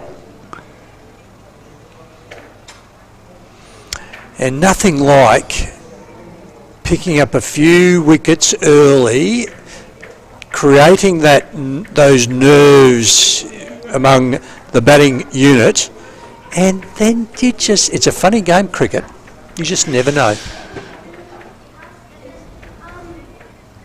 Defends up along the offside. We've said that many times, haven't we? There's a lot of sayings in cricket. It's a funny game, cricket, or a funny game, footy. And that's why we love sport. Absolutely. When too much sport is never enough, Dan. What's the smallest total you've ever had to chase? I think it'd be this. It's about, I reckon it was mid-70s. Was it? Yeah. You get them? Easily. Here's Shinwari in again, and this is tucked away on the onside. Behind square, another run. You got those pretty easily? Yep, we got them. We evened them up and we got them. And as I said, I still remember it now, It felt like a really nice achievement. So there we go. Come on, Kashish, Satnam. Don't let anyone else out. Enjoy this. Look at these beautiful sunny conditions. Probably the best we've had later in the day anyway. And this is pulled away, tugged away from the line of off stump. Behind square again. Down towards the deep backward square leg boundary. We have the deep third man and the deep square leg. Of course, we've got fielding restrictions. So how often do you see, with the short total, the openers really try to go big and hard early and just knock a lot of them off in quick time? Shinwari in again. He just plays with soft hands here. Kashish down to Zarak at third man. But my thinking on this would be, look, we're not going through. The Canadian Wolves have come to this tournament, and there's no doubt they've enjoyed it because it's been a fantastic cricketing opportunity. And they've been competitive? Yeah, they have. Shinwari again. This is pulled away. And it's going to be safe because, as Grant said, there's a deep backward square, but that was almost over the head of the keeper. The slips probably to a more wideish fine leg. It came on even quicker than he anticipated, but he still managed to get enough bat on it. None for 18 after 2. Yeah, look at this. He'll just roll with it. Oh, it was a good shot. Rolled with it and flipped it like a flick. And he's happy with that, you can see. So they need 59 of 108 balls. That swivel, the West Indies were great at that shot. Gordon Greenwich. Oh, yes, yeah. The Masters. He and Desmond Haynes didn't really get on that well. Really? Probably the most successful opening partners in the history of Test cricket, maybe in the history of cricket all round. There have been a few good ones, but I dare say they stand out. Here's the rack. And good bowling outside the off stump. Start of the third over, and he beats the bat of Kashish. How would you like to have Richards Greenwich opening for your county? Pretty good, wouldn't it? Oh. Barry Richards, Gordon Greenwich, Hampshire. No wonder they're a good team. Yes, unbelievable. Here's the rack again. And that's very wide of the off stump, but umpire Ash Barrow didn't outstretch his arms. It's a nice start, isn't it, for the Canadian Wolves? 18, just over 2 overs.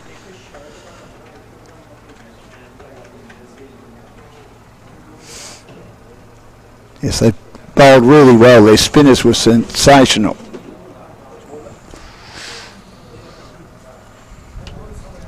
Absolutely sensational. He lost his way. There's a ruck on his way in, so goes back to do it all again. And you see the off spinner warming up. I don't think it'll be too long before they introduce spin. As we said in the interview, it's been very effective so far in the tournament. Here's a rack again. A slow one, and put the front foot forward, opened the blade and just guided it down to whitish third man. Played that nicely. None for 19.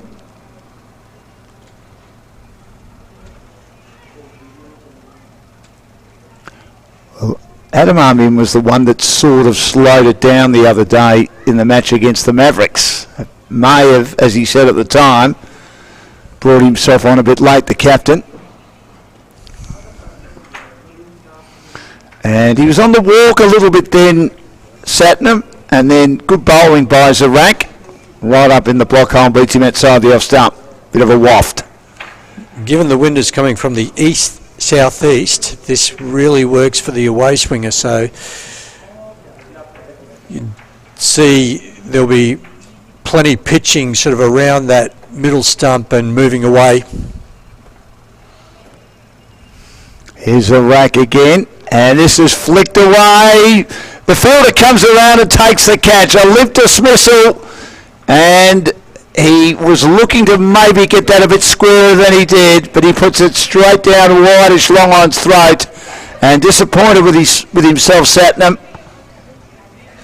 Look, he got too cute on this. Instead of playing down the line and maybe looking to drive it through covers, he decided it was just a little flick. He did, and all just successful in hitting it straight to mid-on.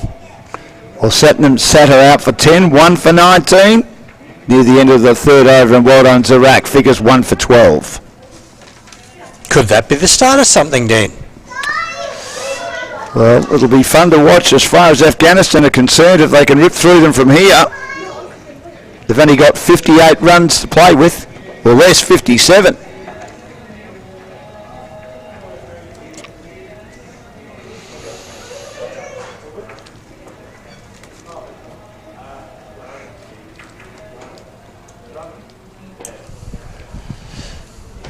Parminder, who was one of the stars with the ball, just bowled beautifully. Absolutely, he was hard to get away. He has that sort of standard arm ball, and then his variation with his off spin.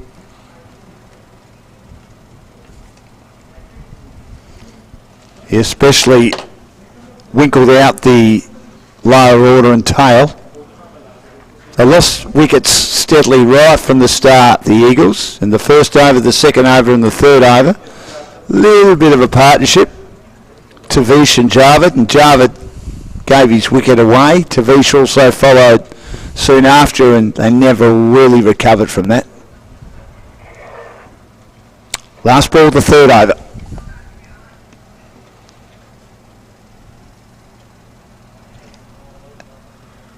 And he, again, for the second time, doesn't complete the delivery. Yeah, false start. Obviously just didn't feel comfortable at the delivery crease. Better off just holding on to it if you're not feeling comfortable.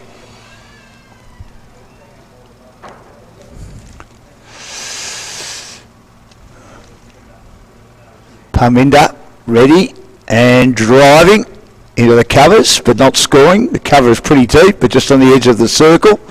Only 2 allowed out, so we've had 3 overs, 1 for 19. The target 58. Thanks to Landmark Investments, the Victorian State Government, exclusive migration, Game Right Accountants. About 20. There's about 20 different sponsors, and that's just all contributes to the success of this tournament. It's 3rd year in Melbourne. 3rd year, and they've had a year of under-19s at Noosa, which was a wonderful success.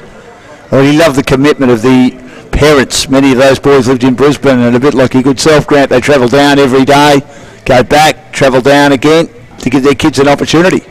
Travelled up, I should say.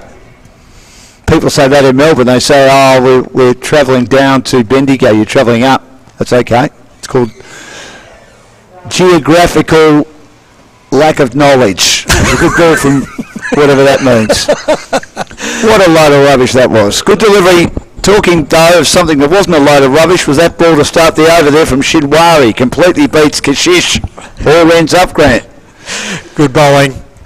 We've been saying all tournament, it's line and length is very effective in these conditions. 1 for 19 in the 4th. And again a swing and a miss. Good bowling. Right up in the block hole from Shinwari, the workhorse. John Buchanan used to talk about the 1-2-3 of bowling. 1 line, 2 lengths, 3 speeds. Wow. You know how he was a great sort of analysis? He loved all that, didn't he? Yeah, analyst. He had the computer out, which Wardy hated. Absolutely hated it. He was one of the first who really dissected bowlers. Again, terrific piece of bowling. Didn't beat the outside edge by too much, but that was a wonderful ball outside the off stump. 3 in a row, and as Grant said, and he's got it right most of the time, something is likely to happen after 3 dots. Have we got, yes, Kashish, I'm going to actually back this in because Kashish has been out there for 8 off 13. He'll be looking to score here. He's on the advance and he misses. He peels for catch behind. It's sort of half-hearted from Shinwari, and I don't think the wicketkeeper was all that interested. Let's have a look. See him come down the wicket here. He did. And he saw him coming to Shinwari and just pitched it up. And another waft outside the off stump, and Kashish all over the place at the moment. Can't put bat on ball. 4 dots.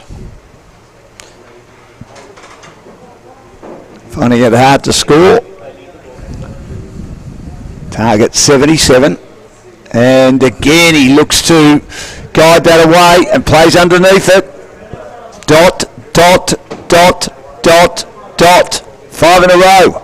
What happens when you've had 5 dots in a row, Grant? He's in trouble of giving away money. He's just got a little edge on this. A little edge, but it fell short of the keeper. Well short. Not a chance. Is he a bit too far back, the keeper? Could be. Yep. Here's Shinwari again. Edging. And if first slip was there, would have been in trouble. He wasn't. Third man, good piece of fielding. Zarak, the other opening bowler. And they managed to get a run. Just 1 run from the over, but well bowled Shinwari. None for 8 from 2. They're not giving up the ghost yet, Afghanistan. 1 for 20, Canada, after 4. And where do you stand as a keeper? The English often like to take it just as it's going down if they can, and in front of them, whereas the Australian way of going about keeping is to take it on the inside hand. Right. Sort of going up. So maybe it's got to do with the conditions and what we're used to, and the wickets being a little bit quicker in Australia. Queensland have had some wonderful keepers over the years, haven't they? Don Talon, Wally Grout, John McLean. Bit unlucky, didn't play more than 4 tests. They have it late in his career, maybe too late. Zarek bowls again. Dab down along the onside by Kashish. Ian Hilly, Wade second. Oh, Chris, of course, was getting to them. Peter Anderson. Jimmy Pearson's done a good job. Funny, isn't it? Chris Hartley, I loved, was a bit unlucky. Very good keeper. Started off at Norths and went to uni. Did he? This will be big in swinger to the left-hander. And Paminda sort of plays a bit across the line there, just standing and delivering. If he gets onto one of these, if Zarak drops short and he hits with the wind, look out. This could be, whatever the suburb is west, it could land in that suburb. Well, it might end up at the Mornington Peninsula, which isn't that far away. Okay. Lindsay Fox's backyard of Portsea, the trucking magnet. Here's the rack in again, and he does pull this towards mid-on, but he hit it too hard and straight to the wicket-keeper. Hit it too straight. Well, I think it was probably going square, wasn't he, Parminder? Yeah, 1 for 21 in the 5th. He was able to pitch far enough to make the batter go straight, but Zarak stay full.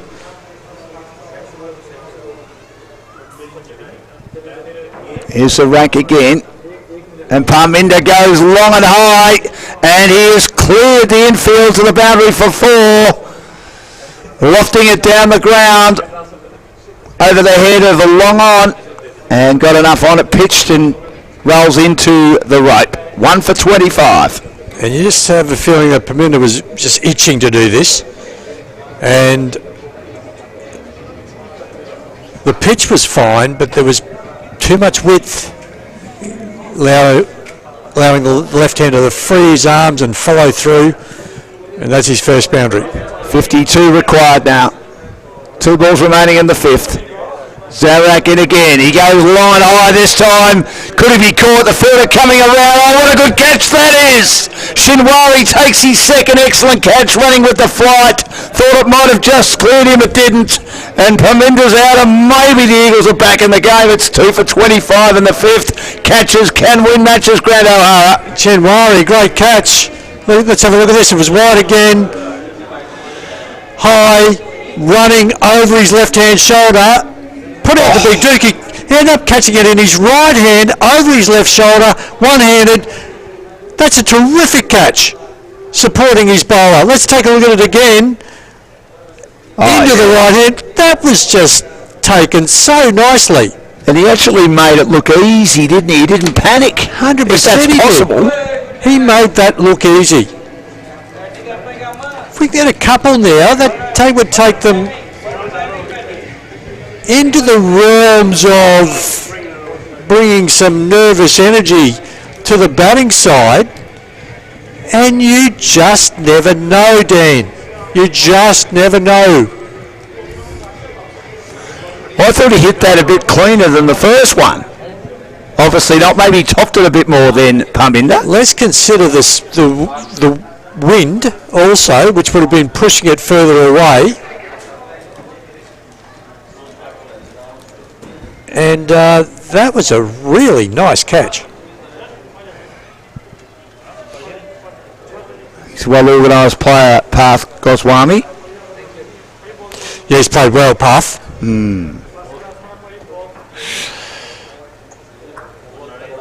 So you'd still say that Canada are favourites to win this, but they've got 2 early wickets, Afghanistan.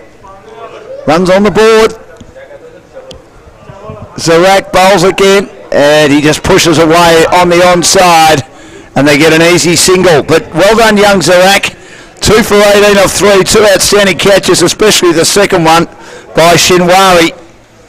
And 2 for 26 Canada, chasing Afghanistan's 76. They need 51 to Wolves off 90 balls. They're still well in the box seat to win it.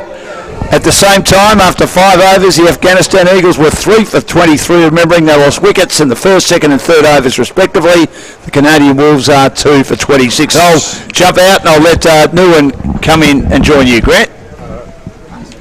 Yeah, look, I tell you, there's not a big difference there. There's only 3 runs difference and 1 wicket. Keep an eye on it. Thanks.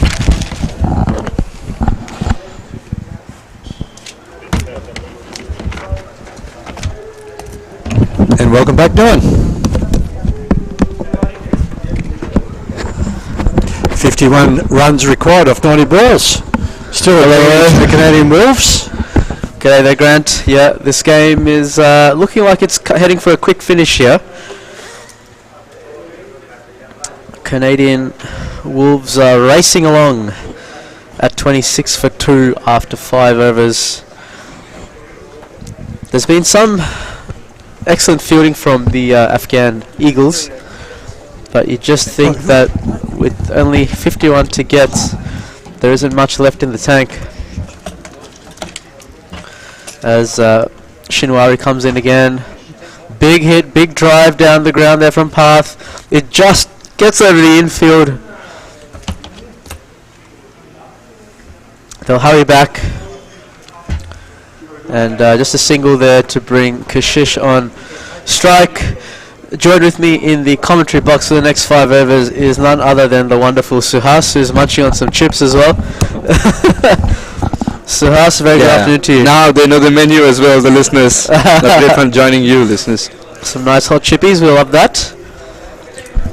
Canada 27 for 2. And Kashish is getting an opportunity. His first on the tour.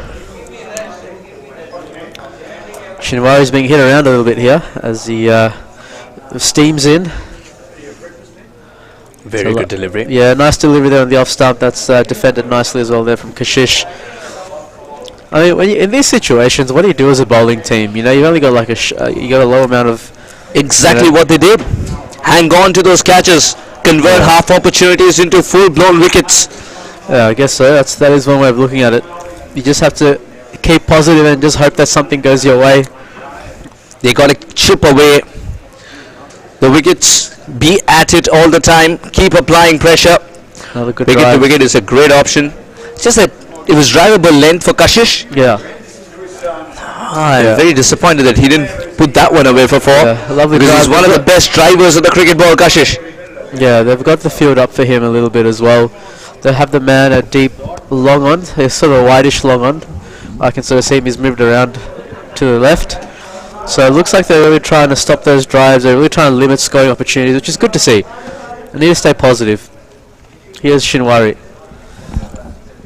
Another great delivery. Defender off the front foot, and again, no run again. So you just got to try and bank up these dot balls, get as many dot balls as you can in the tank. I mean, it's hard given that you've only got a low number of runs to defend, but Suhas, you know, you got to give credit to the way the Canadian Wolves bowled earlier today. No, absolutely, and even this over seems to be excellent so far. Just 1 run of it, 3 dot deliveries. Kashish has been there for 20 deliveries, and he's scoring a run for every 2 balls he's facing. That's not good enough, especially when you had to finish with a bang. Great bowling again there from Shinwari. He's found his length and line. Everything's been zeroing on the stumps, just bowling that stump to stump line. I feel like Suhas, when you're defending such a tiny total, that's the end of the over too, sorry. The first 6 overs, the first power play is done and dusted with 50 required now, 84 deliveries. Wolves are still confident to get there. 2 for 27 at the end of 6. The wickets that have fallen, they've fallen rather quickly. Yeah. The first 6 overs, you could say Afghanistan Eagles have dominated. What will happen in the second phase? Yeah, I was going to say, when you're defending such a low total like this, there's obviously no scoreboard pressure, right? So, you know, the batsmen are going to they're not going to feel any pressure. They're not going to feel threatened by, you know, the scoring opportunities. And so as a bowling team, you need to create that pressure yourself. You need to, you know, be accurate, just play some boring cricket, you know, let a couple of overs go by, and then suddenly the batting team's like, hang on, what's happening here? And that's when the chances will come. So here comes Zarak now. The low scoring ones have been thrillers so far in ACL. He's been the wicket taker for the Afghani Eagles, with both of those wickets, the 2 wickets coming to his name. He's a bit of a throwback to that very old school kind of Pakistani fast bowler. He's got a bit of a Shoaib Akhtar hairstyle about him. You know, the hair blowing around. Nowhere close to the pace. Yeah, the pace can be, you know, let's not worry about that. Let him be Zarak. He's excellent as Zarak. He's picked up 2 crucial wickets. Oh, look, I'm talking about his hair. He's got some wild what a great hair. inclusion he has become. And he can hurry the batters like that on a track of this kind. Now, the only reason I see Kashish playing so slow then is that he's promised himself he's going to stay there, not out till the end. Yeah, well, I mean... Otherwise, he's such a dominating cricketer. Right, okay. I haven't seen that myself, but I'll take your word for it. He does definitely seem solid at the crease. He hasn't been phased or hasn't fallen for any, you know, bad bowling. And that one's trickled away there to find leg. Ajab in chase and picks it up. Fumbles a little bit and throws it back. Has to be an easy 2. Should have been a single perhaps. Yeah, 2 runs. This is what you can't afford to do as a fielding side, especially with a truncated total on board. 30 for 2 now, Canada. The required rate is paltry. Yeah. Just 77 to get. Yeah. Every single run counts. It certainly does. Afghanistan fielding has to be on point. I thought it was with that catch, but now the fumbles have started to appear. Hope it's a one-off thing. Oh, just like this man's hair, Zarak Asil.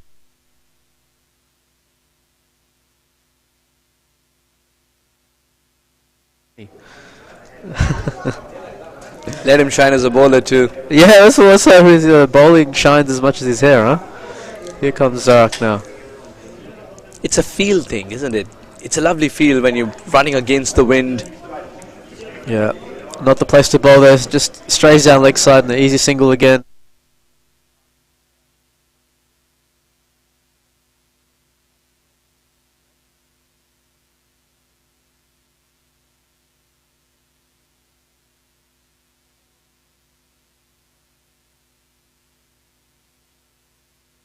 So let's see if he can do something here. Here comes Zarak now. Oh, good ball. That hit timber. That one hit timber.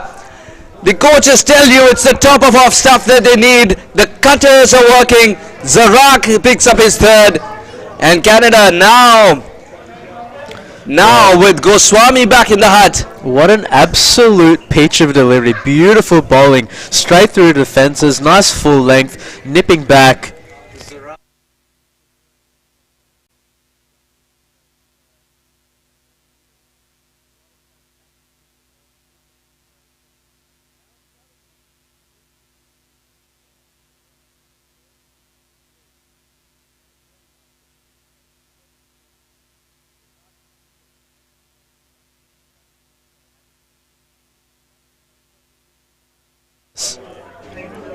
What looked like it'll be a straightforward chase at the beginning, there wasn't to be. Yeah. Zarak ensuring that, picking up wickets at regular intervals. Captain Moib has walked out now. You can see the smiles all around. Everyone's patting on the back.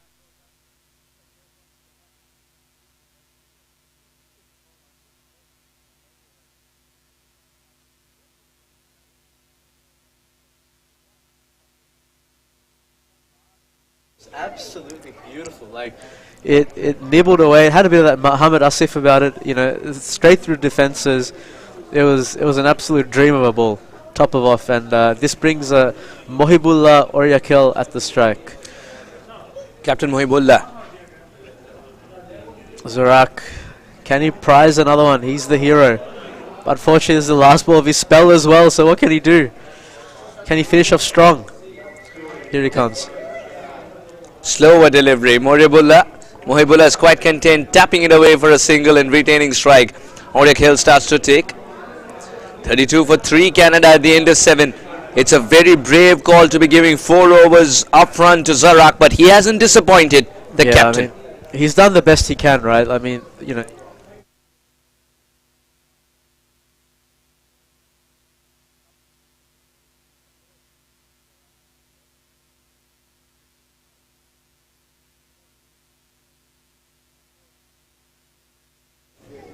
You know, 12 dot balls. Almost, that means like literally almost half of his bowling was drop balls. So he's done the best he can. He deserves a pat on the back. But now it's up to the rest of the bowlers to back up him, back up his work. So we've got a new bowler now. Sorry, we've got Shinwari back again. Nazir Shinwari to bowl his last over. And he's ringing in the fielding changes. I feel there's a little bit of inspiration now from the Afghanis. Slip in place. And a very good delivery from Shinwari. It's very interesting now from the captain of Afghanistan, Adam Amin. He says, Zarak, ball 4. Shinwari, ball 4 overs. 2 good bowlers up front used. That leaves some options for the Canada batters to pick and choose the bowlers they want to go after.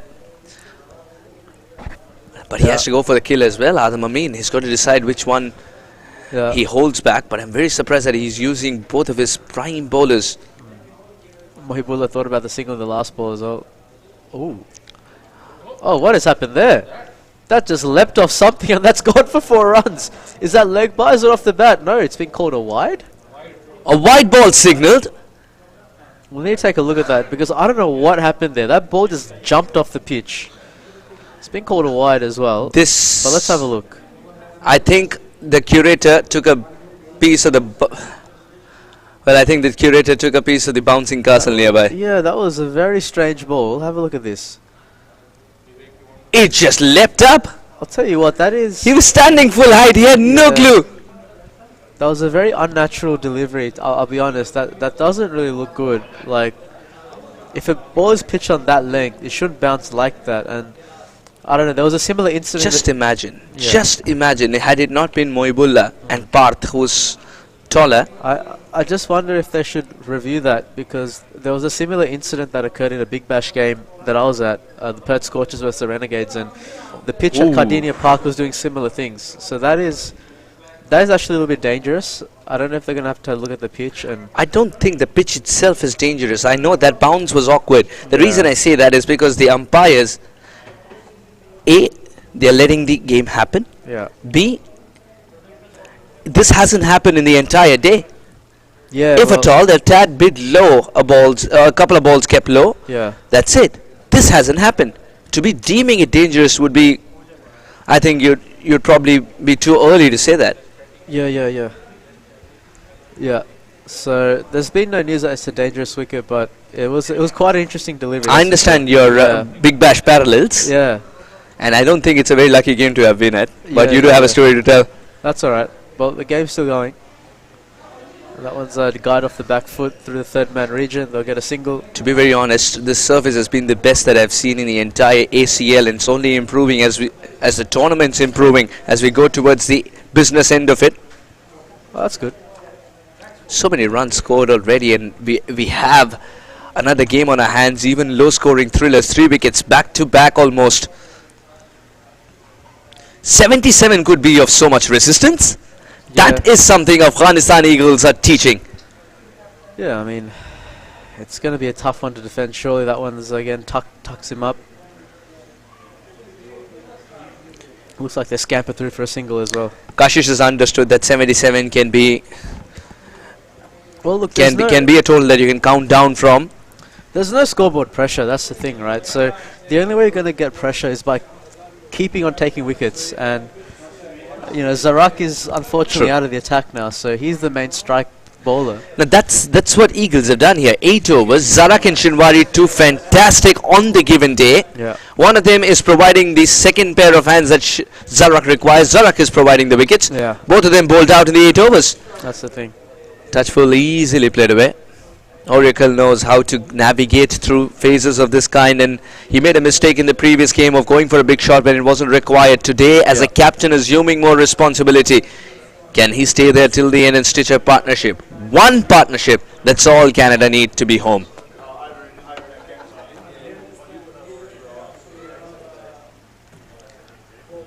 Now last ball of the over, and last ball for Shinwari in the game.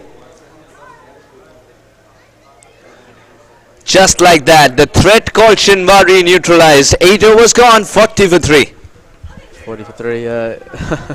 Afghan Eagles getting closer and closer to that target. It's it's looking grim, and they need wickets. I think, you know, after this game they need to go back and review like what went wrong, what happened. But I mean, if you compare where they were, of course, look, you know, very similar. They're basically the same after 8 overs both teams. But Afghanistan Eagles and Canadian Wolves, you can hold a mirror in front of each other at the end of 8 overs, but what happened thereafter has been very problematic for Afghanistan Eagles. I mean, you can argue that.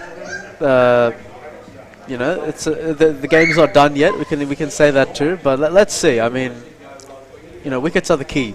Wickets are key. There are no two ways about it.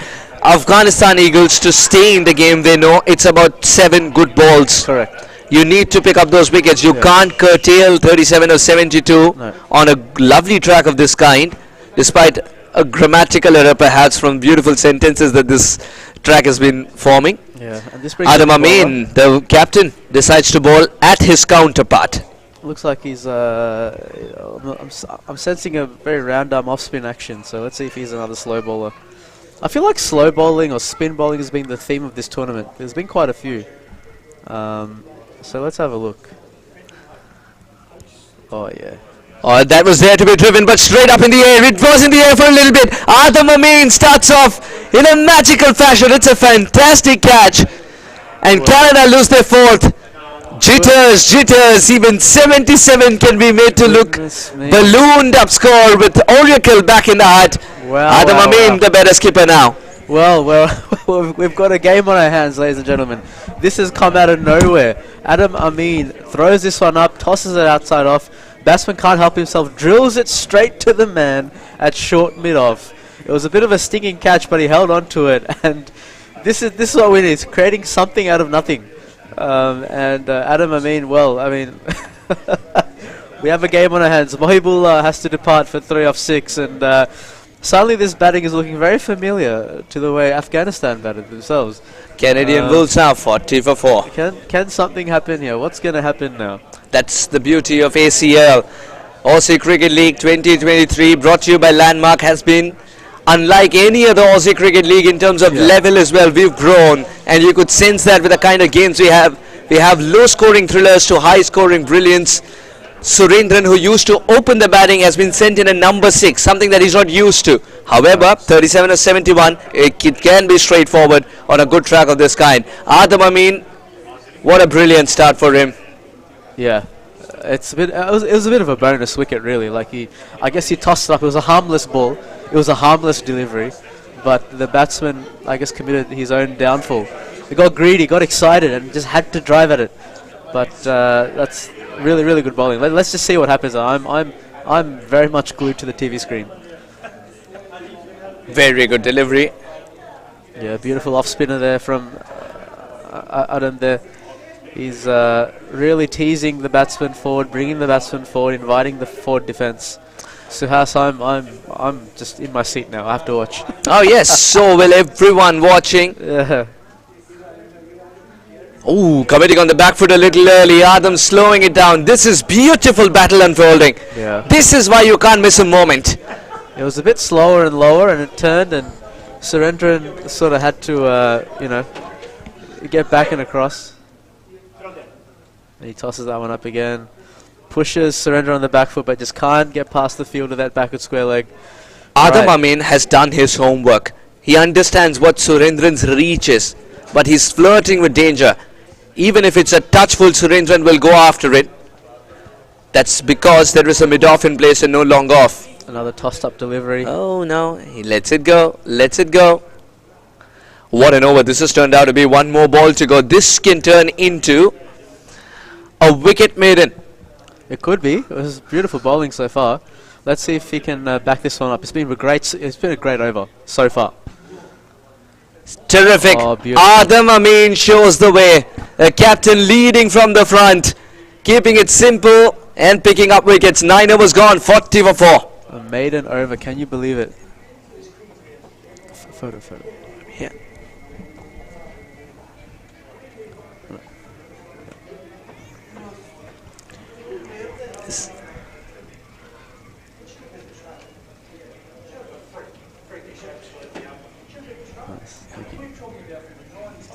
Oh, sorry.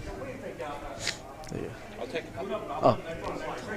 I thought you were going to take... Okay. Now Adam hasn't given a run away but picked up a crucial wicket. What a turn of events in this game especially. Yeah. Amazing. Yeah, look, this is fantastic cricket. This is what ACL is all about, you know. We want to see moments like this. We want to see fights. We want to see some sort of scrappy kind of cricket, and it's been fantastic. The fact that Canada has been asked to feel pain to get to 77 is a moral victory for Afghanistan from where they were. Yeah. Very poor with the ball in hand, bat in hand. Now, okay, they turn it around with the bat and the ball towards the end. Right, Tavish Attanayaka, one of the best when it comes to change in pace. Tavish Canada Attanayaka, 40 for 4. Can he do something? And this is also the crucial point of a match, right? Like, I believe that overs 8 to 13, a T20 game, are like the make or break overs. It's either the... That is so true, Yeah. but when you're defending 77, And every over is a make or break over. You're right, absolutely. But at this particular juncture, if I guess the Afghan Wolves can get another 2 wickets maybe, then suddenly we've got a very difficult game on our hands. But this is the part where I guess Canada can dig themselves out of a hole and try and get that momentum back. Surendran is usually someone who opens the batting. He's never inherited any scorecards, remember that. Kashish has batted brilliant innings before, but today he's decided to stick to one end and ensure no more jitters for the Canadian Wolves. But Tavish is here to hunt Wolves. First ball for Tavish. Came back in sharply. This is the best bowling performance by Afghanistan by far. Yeah, I have to admit, this is a real fight back. Like, it's a real... they haven't given up the match. And that's what we love to see, right? We want to see teams fight and pull through and try and, get something happening. If the Canadian Wolves can learn from their mistakes have been no partnerships. Yeah. And in 77, you just need one partnership. Remember, it's the same side which got Sri Lanka pinned to the mat at 55 for 5 but lost the game from there. Yeah, well. So Canadian Wolves, they get themselves into good positions, but they've not been able to put a full stop to the game. Yeah, Today, absolutely. can the story be different? Well, we'll see how the story unfolds. It's been a ripper start so far. This is like a very spirited, at the halfway stage of the game almost. That's Driven beautifully. driven and well fielded. There was a bit of a fumble as well. And they'll come back, but it looks like the fight back's on. The Kashish drove that one nicely, got on the front knee and sliced that one actually. Bit of a misfield, but definitely stopped to 4 there. That's a marvelous effort. And that's how you balloon the total and make it look like at least 79, 85, and then take it from there on. These stops will lift the whole team up. It's the first run scored in 9 deliveries after a wicket has fallen. So make it 10 deliveries. So sensible from Kashish. Despite all the drama that's unfolding. Well, it's like this, right? Like, wickets can sometimes disrupt your momentum. And as a batting team, you got to realize, okay, we're chasing a tiny score. There's no need to rush. There's no need to get excited and worried. Just be calm and just, try and bat out those overs. Calmness is something that Canadian Wolves would like to subscribe to after 4 early jitters. Surendran's yet to open his account. Poor delivery. That's something they need to avoid. And I'm not really sure why Kashish wanted that single. Yeah, that's rightly called a wide. You can't afford to bowl them. You can't afford to bowl them. You got to keep it on that line. Extras are like criminal at this point. And 7 wides is something they'll have to rethink. 7 runs gifted to the opposition. 1 ball still to go to complete the 10th over. At the halfway stage, then Canada have managed more than half the runs required. Surendran is taking his own sweet time to get going. For someone who loves to start ticking with a boundary, today is turned up with a different mood. Yeah, absolutely. It's I just like the fact that he's also grabbed the opportunity of coming in at number 6. Well, I mean, is that where he normally bats? Or is he He opens the batting. Right. For Singapore. An international quality in Surendran. And that's what makes Aussie Cricket League even better. International quality on display at the halfway stage. Canada 44 for 4. And we're back. Yeah, look, the scores are almost identical, except at this stage, obviously, Canadian Wolves are Afghanistan Eagles are 1 wicket less. So this game is running parallel, honestly. I thought we'd be up for an early finish, you know, but I'll tell you what, there's a man who's waiting to have a chat with you further. That's none other than the great Dan Lonergan. Over to you, Dan.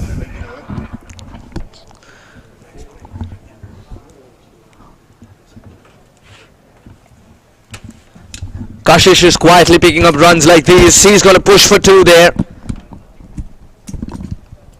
He's struggling a little bit while running the second, but this is the slow kind of innings that they need as well. Kashish is being the circuit breaker, Dan. He's being the circuit breaker in case everything else fails. He needs to ensure that this house of Lego does not fall. Well, he's been there a long time, hasn't he? I mean, that's the issue. He needs to, you're right, hang in there, keep it going, but it's been a bit of a battle for them, hasn't it? A real battle for them. 34 balls since the last boundary. But think about it, Canada don't need big boundaries at this stage. Don't. Surendran's just covering there many other parts of the bat but the middle. Grant and I were talking before about the psychology of chasing small targets because, of course, he being a former opener. And that's the first run.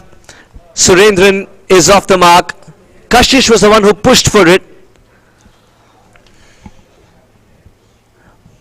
And he said he used to get really excited by the small titles, saying, we've got to get this small title, we've got to get this small title. Just tells you the quality of cricket that's on offer at the Aussie Cricket League 2023, brought to you by Landmark. You can't write a team off. They might have made 76, but you can't write them off on a good track like this. That's a good shot. Swung across the line for 1. Nice sweep. Grant and I have just been having a discussion with an Afghan businessman about cricket in that country, cricket here in Australia involving the Afghan community. Fascinating about how big the sport is. 5 runs and there will be more this time around. Powerfully struck by Surendran. He got the width to do so. 11 gone. 53 for 4 now, Canada.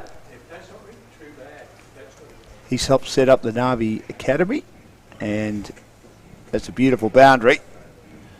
Come back to that. That is as good a shot as we've seen all day and probably throughout the tournament, driving through the covers. And you're right, Kashish is the one that needs to be there to anchor the innings to get them home. It's up to Surendran and Kashish to ensure that Canada get home without any more hiccups. So 4 for 53.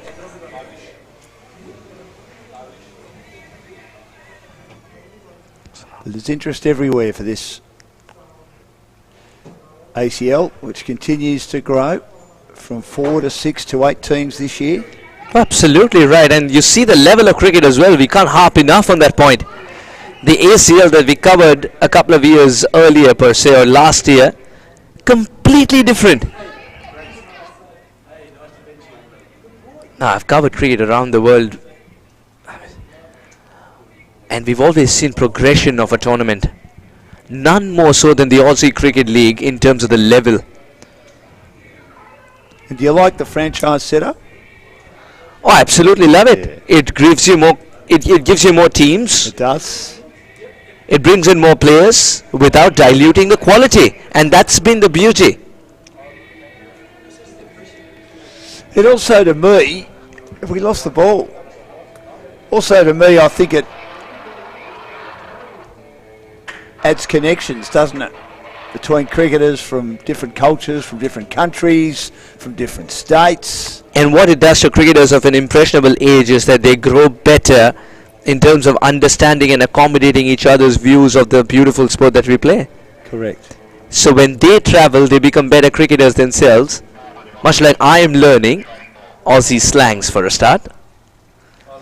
And it makes me well-rounded a commentator. And I'm learning all about what makes the great Suhas tick as well in regard to the very quiet, unassuming person that you are, that you're a very friendly, quiet person because of, in regard to being off air and on the air, you're very passionate, you're very good at what you do because that's you, that's your culture, that's how you've been brought up. Now, I'm an eccentric, I'm a very strange cat. Very different. If I can bring a tinge of what the Indian culture is all about, I think I've done justice to my job. Well, that's exactly right. And if it's rubbing off on you, and Aussie at the end of the day, more than glad. Well, I mean, that's what it's all about. That's what this exchange is all about as well, isn't it? It's not just on the cricket field, but in the commentary box too. It's an amalgamation of cultures, the Aussie Cricket League 2023. Just a reflection of Australia itself when you zoom out and look. We've lost a ball here, hence why there's been we have a few more. No, not so much lost a ball, but is the ball not in great shape? Surendran was so quiet, Dan. Surendran was so quiet. He pumps one through covers, sends it for four. The ball changes shape. Disappointment for him because he probably liked that ball after that boundary. So 24 needed off 54. You would say the win viz is 75-25, but another wicket here, you never know. So their batting has been an area that has let them down a little bit, the Canadian Wolves. We know their bowling has been terrific and they've pushed a lot of teams. They're looking at a ball that will resemble the total of 53, yes. But I think if it's a sphere for starters, they're good enough because that ball was belted and it changed its shape. It was. I remember covering a tournament in the US and it was Rakeem Cornwall, the great Rakeem Cornwall of West Indies. Yeah. Second delivery of the game, brand new ball. Smashes the ball and he pops it open from the middle. Did he? And second ball he smashed it for 6. The ball hasn't come back, so we don't know that it's popped open. Yeah. He quietly goes to the umpire and says, listen, you're going to need a new ball, this one's popped. So he knew while he hit it that there are 3 pieces of leather flying. Reminds me of Grace Harris, who was playing for the Brisbane Heat in the Women's Big Bash. I'll come back to that in just a second. Oh, good ball. Very good delivery. They've got to work with whatever they have at this stage. Of course they do. Tavish and this little bit of swing might utilize in their favour. Yes, Dan, back to your story. Played a shot, and you can hear her. She was mic'd up, and she said, "I think I've broken the bat." And they said, "Grace, do you need a new bat?" She said, "No, I'll be all right. I'll hit it anyway." And she's hit the next one for 6, and the bat went with the ball over the fence. Went with the ball. She's a great character. So Rakeem knew straight away. I mean, they call him Rakeem the Dream. Very, very good cricketer, but I think he probably not treated the way that he should have been treated. He has great talent. We know that, obviously. That's for a different conversation, issue, wasn't it? That's for a different conversation. It is. But look, I saw him take one of the best catches you're ever likely to see. 4 for 53, and Kashish drives down to mid-off, and they run with the shot, puts pressure on the fielder, Sultani, who couldn't take it cleanly. So only 23 required now, this over, 2 dots and a 1 for Tavish. He batted okay, and you thought when he and Javed were going after they lost wickets in consecutive overs at the start of the innings, they could maybe conjure something over 100, but wasn't to be. Surendran. Good slower delivery from Surendran. Yeah. Sorry, by Tavish to Surendran. Just that this game can end with soft singles. All that Canada need to do is put bat to ball. Wait for the right delivery. That's it, as simple as that. 77, it's not daunting. But Afghanistan Eagles have fought back, and boy have they fought back. They've been a little bit disappointing in the tournament, but they've had their moments. I mean, they do have the... Oh, wow. This is squeezed past the fielders for 4. Great shot. Kashish is starting to unfurl the kind of shots that he can play. So elegant. Slightly over pitch there by Tavish. And he turned it into a low full toss that he just picked the gap magnificently through the covers. Great cricket shot. You were just saying a little bit earlier, they've had their moments when they made 157, chasing 178. Lucky there, they didn't hit his face. He's waiting to collect the ball. Little did he know that the boundary cushion will act like a ramp for the cricket ball. He had to sway away from it at the end. I hope he's okay. Their bowling in the first match, the first 7 or 8 overs against the Mavericks was disappointing, and they were chasing their tail from then on, and they didn't make anywhere near enough runs against the professional Lankan Lions. Good fielding. But it's important that every throw is backed up. 12 overs gone, 60 for 4. We look forward to that game tomorrow, the Mavericks and the Lions, to see who finishes on top in their group. Very much. Two teams which hold a promise of lifting the cup itself. One has done it before. The Lankan Lions have done it before. And I also don't think the Perth Phantoms are that far away either. I mean, they had their moments against Pakistan before the game was called off, and they did have 1 for 70 after the first 10 overs. Now, if you tell me that it's 77 is the target and 2 worms can be neck to neck, I would say probably not. One side will dominate, but that's not the case. Aussie Cricket League 2023, so full of surprises. We've seen talent, we've seen intensity, we've seen nail-biting finishes. We've seen moments of brilliance, one with a catch today. What a great catch that was. It's a complete package, Dan. In the end, Shinwari, he got that catch quite comfortably. It was a magnificent catch.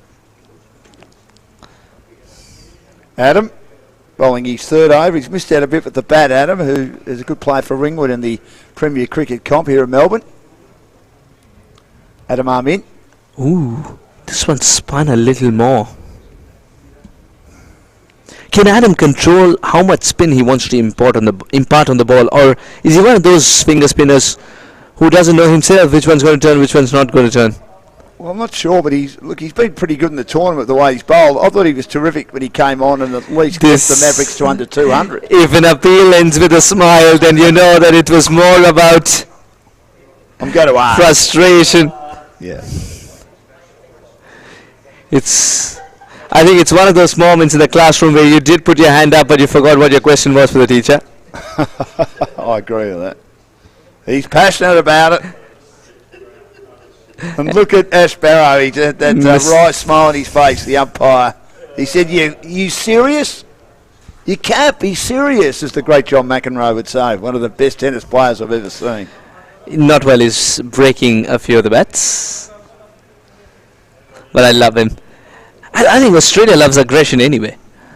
Talent-wise, the 2nd best male player I've seen. John McEnroe. I know that's a big call considering what Djokovic and Nadal have done. Roger Federer. Excuse me, yeah. Federer comes in the 5th name in the conversation. Not taken kindly. 13 overs gone, 62 for 4. He's done okay. Adam Amin again, 1 for 11 from his 3. And they need 15 to win. They've got 42 overs, 42 deliveries to do it. I've had 45 dots. Start talking properly, Dan. Been a long day. 24 ones, 3 twos, no 3s, 6 4s, no 6s in their 4 for 62, looking at the score chart. Kashish is checking which way the wind is blowing. Probably wants to hit it with the wind to finish this off. 27 and 42 has been lovely resistance. He is the one who secured one end and ensured that Canada are now within touching distance of victory. 15 runs still to get. Is there a twist in the tail?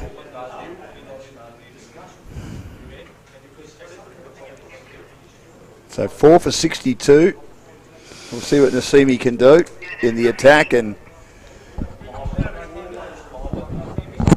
medium pacer from the Cranbourne end. You can see that wind is still pretty strong. Just get a feeling that it's not a right time to be introduced. Why?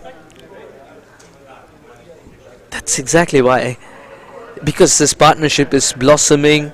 And that's exactly why I felt that he could have, the captain, Adam Amin, could have held back Zarak's over or Shinwari's over, perhaps 1 over. Yeah.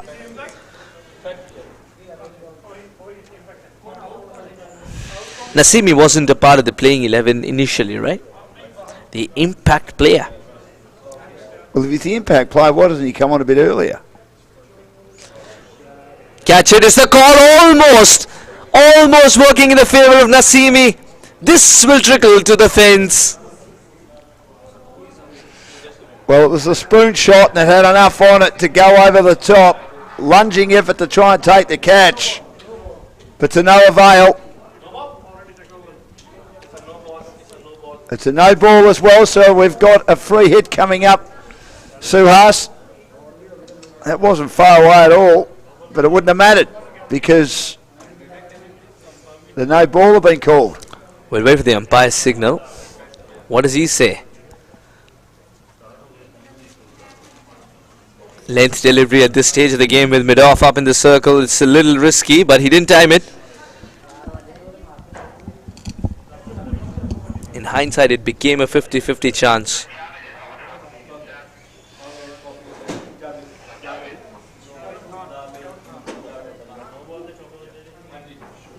It is a no ball. So what's happened at the non-strikers end and what's happened at the strikers end? Both of them have troubled Nasimi. Clearly troubled him. It's going to be a free hit. It is. Could get them closer here. Or smashes it full throttle, but again, less timing, more power. 2 more runs added to the tally. Just cleared Sultani, as the previous one did. And they get a step closer to victory here. They only need 8 more runs. 4 for 69. Could be an early mark here today, which means an early finish in Australian terms. We're on the 14th over. Come again? Early mark. Early mark? Yeah, that's what we say. In India, we say an early bath. Early mark, and then I think early bath is from England. And then we say beer o'clock in Australia. Beer o'clock? Yeah, when it's an early mark and you finish. In India, we're polite. We say beverage o'clock, perhaps, but I don't know. Yeah. I don't know. We don't say anything of that sort. Someone will look at the watch and say, it's 5 to 5, meant to finish at 5. Beer o'clock, mate, beer o'clock. Yeah, why not? Why not, Cobber? Why not? You had to add that Cobber, didn't you? I did, the great man. He's shaking his head thinking, what have I had earmarked that here? conversation, actually. I had dog-marked that conversation. Dog-eared, rather. Dog-eared, yes. No, dog-marked, I don't know. Dog-eared, I do know. Dog-eared, yes. Yes. I think I mixed up bookmark and dog-eared and said dog-marked. My bad. 4 for 70. All right. The free hit is done and dusted. What's this one going to be? He's gone for the big shot. Missed it completely.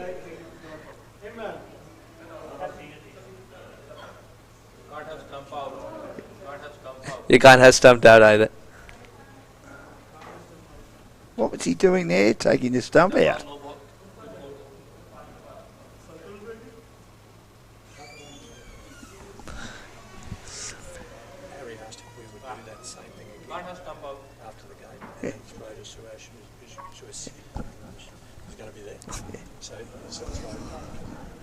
The 2 no balls, I tell you.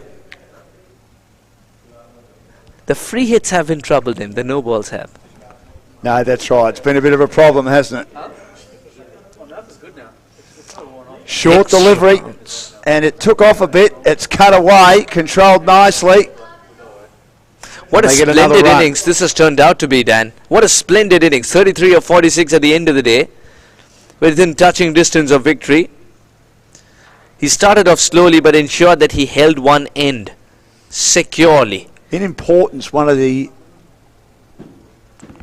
innings that are right up there in that particular area, if you know what I mean. This one kept low. Oh, and then we've just started talking him up and he's been bowled.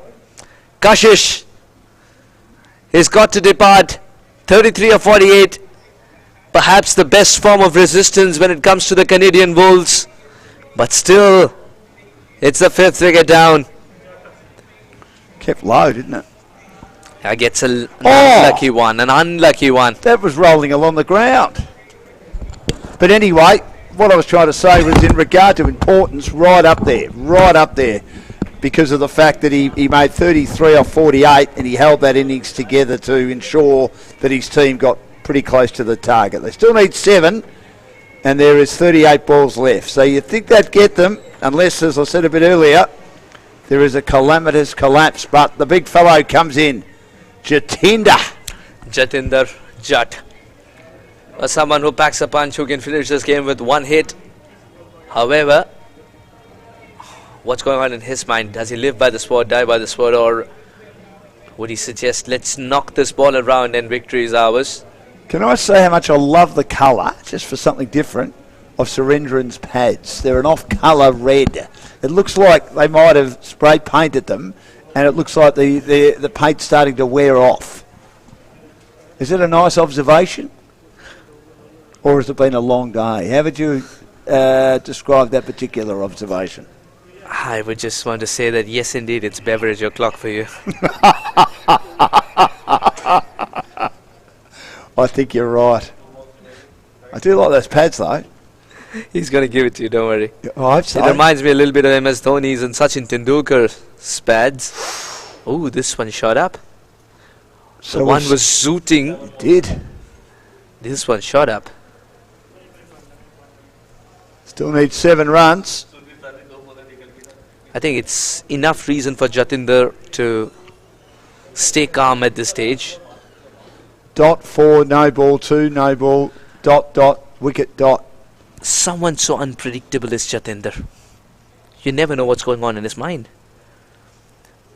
It can be a good Sense thing. will tell you to try and pick up a single at this stage. But he might want to go for a big shot like that. Was it straight enough? A big appeal. The finger stays down. End of 14 overs. A very good over in the end, despite the no balls by Azim, as he was able to generate a wicket. 70 for 5. There's an inside edge, and Jatinder even indicated that very quickly, straight away, and I think that the umpire knew that.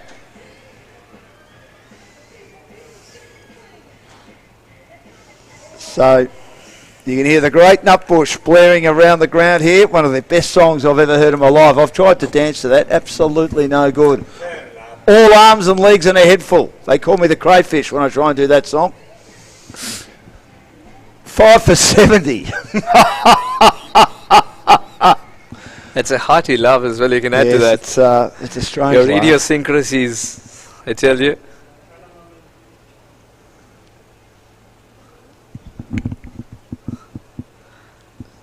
Adam Amin, he's got to bowl his 4th over at this stage. There's no other option. Yes. He's got to do that. He's the one who's been successful. The others who have been successful have run out of deliveries to bowl. We were talking about Zarak and Shinwari. Asil Zarak, I'm very impressed by Asil Zarak. He bowled okay, didn't he? Just imagine if he gets a cushion of 30 more runs.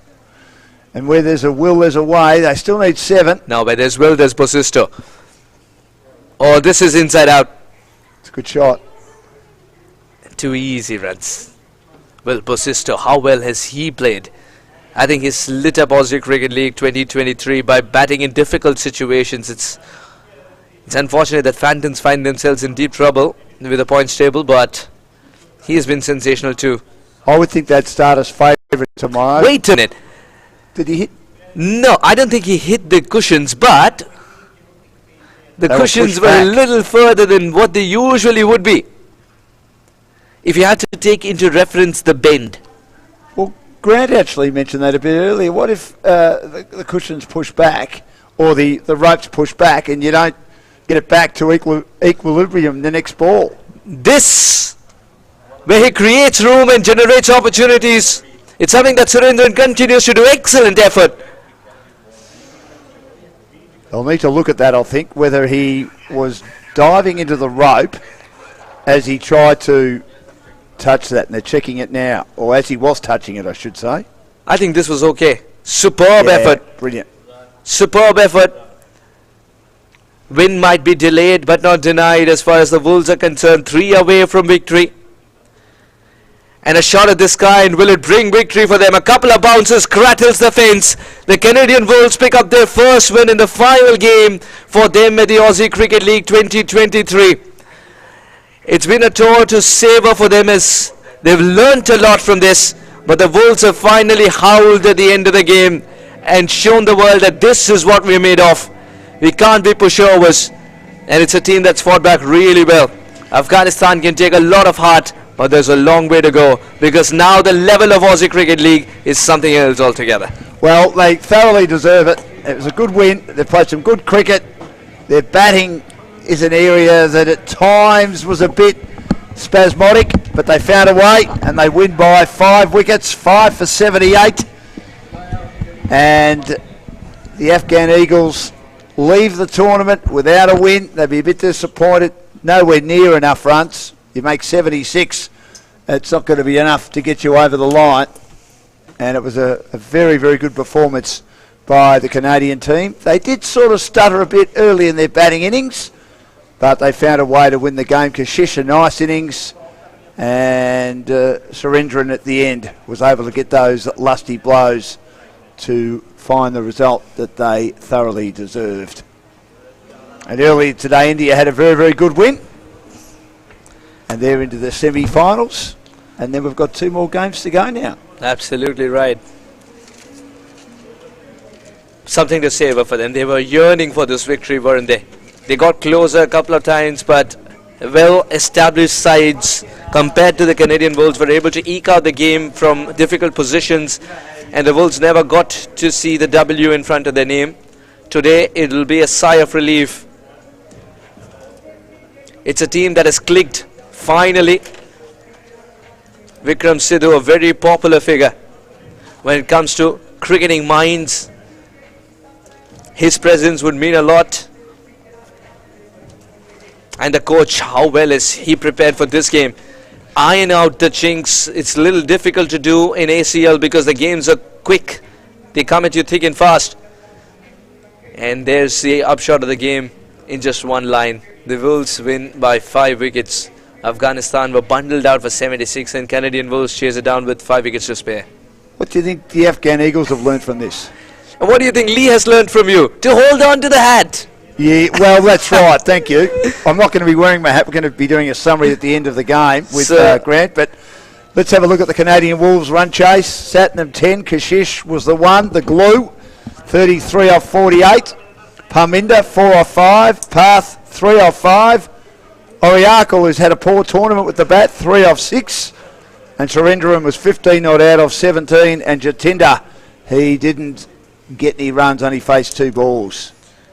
And the bowling, Zarak liked him, 3 for 23. That's a good effort, isn't it? Yeah, pick of the bowlers, Zarak, ACL had less cushion to work with, and that was the problem. Adam Amin did pick up a wicket at the very first ball. Tavish going wicketless. Azim did pick up a wicket despite the no balls. That was the problem there. And Shinwari took 2 catches and had 15 dots. None for 17. Did a good job. Sensational Shinwari. Might have been wicketless, but he provided extra pair of hands that Zarak required to hold one end up and create more pressure. But it's just that the target had no fizz in itself. The target was easy to manage. But Eagles tried their best despite losing wickets at regular intervals with the bat in hand and only managing 76. Wolves triumphed because they reached 78 thanks to Kashish's 33 and Parminder's 4 for 12 with the ball in hand. Well, that should win the man of the match. He got the tail and did a great job. Sukhmander good early, 2 for 15. And Rian 1 for 8. He did a great job as well. So we have a look at the standings. The top 2 teams qualify for the finals. Sydney Mavericks and Lincoln Lions will play each other tomorrow. And the winner will finish on top in their pool. The Canadian Wolves and Afghan Eagles have now finished. Canadian Wolves win 1 game and they get in the positive with their net run rate of 0.077 for Afghan Eagles, minus 1.621. And looking at the other group, of which Pakistan and India are both through, and there's 1 more game remaining from that group, and that'll be tomorrow between the Perth Phantoms, and they'll be doing battle, hoping to win their first game of the tournament against the Sydney Kangaroos. They've been well beaten in their 2 games, including by India earlier today. And the other game tomorrow, and of course the winner of that will finish on top in their pool, as we mentioned. The Lincoln Lions undefeated, the Sydney Mavericks undefeated. Both have played some outstanding cricket so far. And it could be a dress rehearsal for the grand final. Whoever finishes on top will play India in a semi-final, and whoever finishes second, they'll do battle against Pakistan. I better get out there. I'm about to do a cross, and Sue Hass is here, and we'll get Nuwan to join him.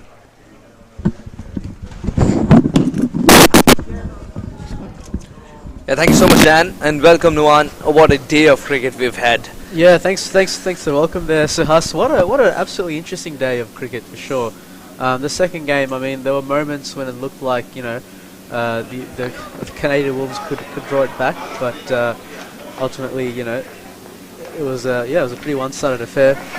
They can never be a one-sided affair in Aussie Cricket League, and that's what we've learned today. There were jolts after jolts as far as the Wolves are concerned. Yeah. But that pack of Wolves, they had a couple of Wolves that said, we will stand up and fight. Yeah. Oh, absolutely. I mean, it's one of those things, isn't it? Cricket's it's a very age-old saying, but cricket is a funny game. There are lots of funny moments in cricket.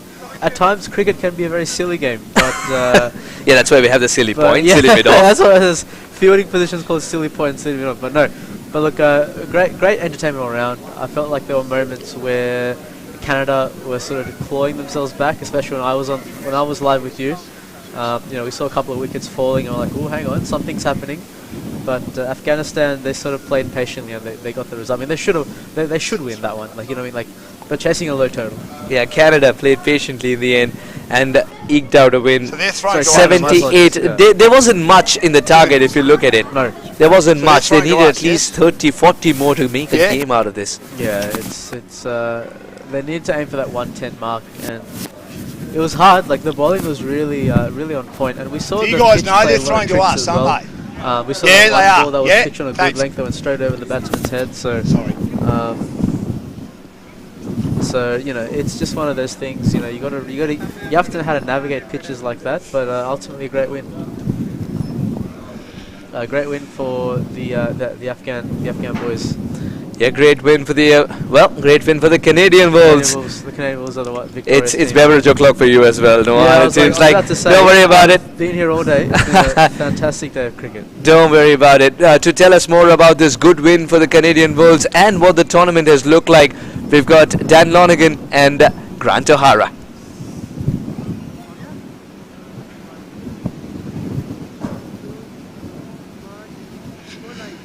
Thanks, guys. Well, a great win by the Canadian Wolves. They battled hard for Grant O'Hara, but they found a way to win. And as we said, their bowling's been great. That's why they only had 77 to make. Their batting was a bit spasmodic at times, but it got the job done when required today. Yeah, it certainly did. They bowled really well. To restrict any side to 77 is a terrific performance. As I said during the call, the openers would have loved to have got the job done, but they got good backup, and at 4 wickets down, that was a comprehensive victory. What have the Afghan Eagles learned from this tournament? Well, I think plans. I think that what I saw was a lot of variation, which was good in one way, but what I would have liked to have seen is they're sticking to bowling plans, and that was line and length, and when batting, just building an innings. Even though it's only T20, it's still really important that you look to build an innings, batting partnerships, and I think they'll learn a lot from what they've done over the last couple of days. And the Canadian Wolves, lots of positives for them. It's great that we've got a team representing Canada in the tournament, and as I said, I thought there were a lot of positives, a lot more positives than negatives for them. Well, they're a new side. They're a new side coming into the competition for a first run. They are probably pretty happy. They'll go back, they'll reflect, they'll take a look at what they did well, they'll look at those areas that they can improve, and there's always areas that you can improve, but I think they'll go away quite satisfied with what they've done. 2 games left in the round robin. Now the Perth Phantoms tomorrow do battle against the Sydney Kangaroos. Both teams without a win. Perth, I reckon, have performed a bit better than the Sydney Kangaroos. What do the Sydney Kangaroos need to do to improve? Well, I think they just need to stick to a game plan. I really think that they need to have some plans in place for the bowling unit, and I also think what they could do a little bit better is stick to partnerships. Try and get through, make sure that you've got a number of wickets in hand after that 10th over so that you can then really accelerate your run rate. The problem with them is their inability to make runs, to make enough runs, and they haven't made 100 yet in the tournament, and they've also chased twice. Maybe tomorrow, if they get an opportunity, of course you don't know what's going to happen with the toss of the coin, maybe they should try and set a target. Well, I always say that even if you're batting first, you should have a target in mind like you're chasing. Correct. Chase that target, knock it down. If you think the wicket's a 140, 150 wicket, then you've got to actually start working towards that. It's so important to have wickets in hand. Get through that first 10 overs, reassess, continue to reassess, and then get to that 140, 150. The Phantoms have relied a lot on Will Basisto. He had a really good first game, and he had his moments in the second game. Tom Murray batted okay at the top of the order, and they were disappointing with the way they fell away in the back end of their innings against the Indians. Just need to be a bit more consistent, don't they? Basisto, under 19 captain. So we're talking about a quality cricketer. We're talking about. Look, I did think that he got himself a bit distracted yesterday. I think you can look back at that and go, you know what, I might have got myself out there by getting a little bit distracted. He was letting external matters come into his mind. I think he'll readjust now. He's obviously a quality player, so he's going to be able to lift his side. I've been impressed with the Phantoms. They get another new side. I think they're going to really enjoy this tournament for years to come. Absolutely, and of course the other game tomorrow, it'll decide top spot in their pool. And it's a big game. Both teams undefeated. We spoke earlier about how good the Lincoln Lions have been. They're just clinical. They're just reliable. They get the job done. We sort of haven't seen them for a few days, so they've sort of gone under the radar a bit, but we'll get another good look at them tomorrow. And the Sydney Mavericks, who have been outstanding in their two games. They've won one game, making a big score, and they've won another game, defending a low score. And with the Lincoln Lions, the first thing that comes to mind is balance. I think they're a really well-balanced side. They've done a great job in their selections, and for mine, slightly they're the team to beat. And obviously with the Mavericks, we spoke earlier about Ronnie Chopra. No, they're not a one-man team, as Kesh has been absolutely outstanding in this tournament so far with his batting and his bowling. Their fielding has been very good, but they would love to have him fit for the semi-final. He won't play tomorrow, but if they can get over the line, it gives them an opportunity against India finishing on top of their pool. You're right, they're going to have to be at full strength. Yep. It's so important that they're at full strength because they are quality teams that they're up against, and I think if they can bring that full team together, it could be anyone's tournament. So I'll put your head on the chopping block, Grant, theoretically if I can. I don't want to do it figuratively, obviously, but if we get a situation where Sri Lanka win tomorrow and they play India in a semi-final and Pakistan play the Mavericks in another semi, who wins that and who plays the final on Sunday afternoon? Look, I must admit I'm a Lincoln's man. Yep. I think the Lincoln Lions, and I also believe that the Indians are just starting to peak at the right time. They're really starting to hit their straps. They're built nicely throughout this tournament. I think it could be those two teams. Yeah, they probably needed the run in the first game, as we spoke earlier, but since then they've hardly put a foot wrong, India. Well, the captain played exceptionally well today, Ravish, and I think he's going to go on. I think he could be, one of the players to really watch. Well, we look forward to it. Thanks, Grant. Great day's cricket again. Very windy. We look forward to another day tomorrow. 2 games to complete the round robin before the semis on Saturday and the final on Sunday, or the group matches. The big game between Perth Phantoms and also the Sydney Kangaroos. Both teams searching for their first win. And, of course, the battle for top spot in their group. It'll be between the undefeated Lincoln Lions and also the Sydney Mavericks. We look forward to your company then. Very shortly we've got Suhas with the post-match presentation of the big win today by Canadian Wolves over the Afghan Eagles.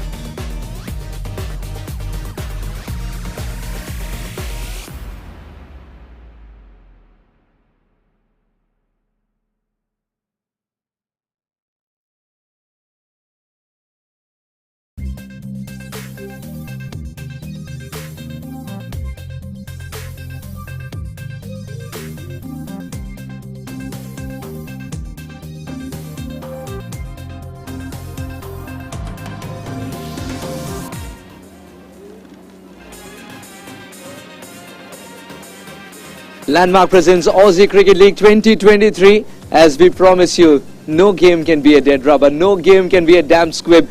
It was the Afghanistan Eagles taking on the Canadian Wolves, and it's the Wolves who have hunted down the target of 77 despite 5 hiccups. But what a great game of cricket we had from both the sides. It's time to invite the captain who came second, Adam Amin.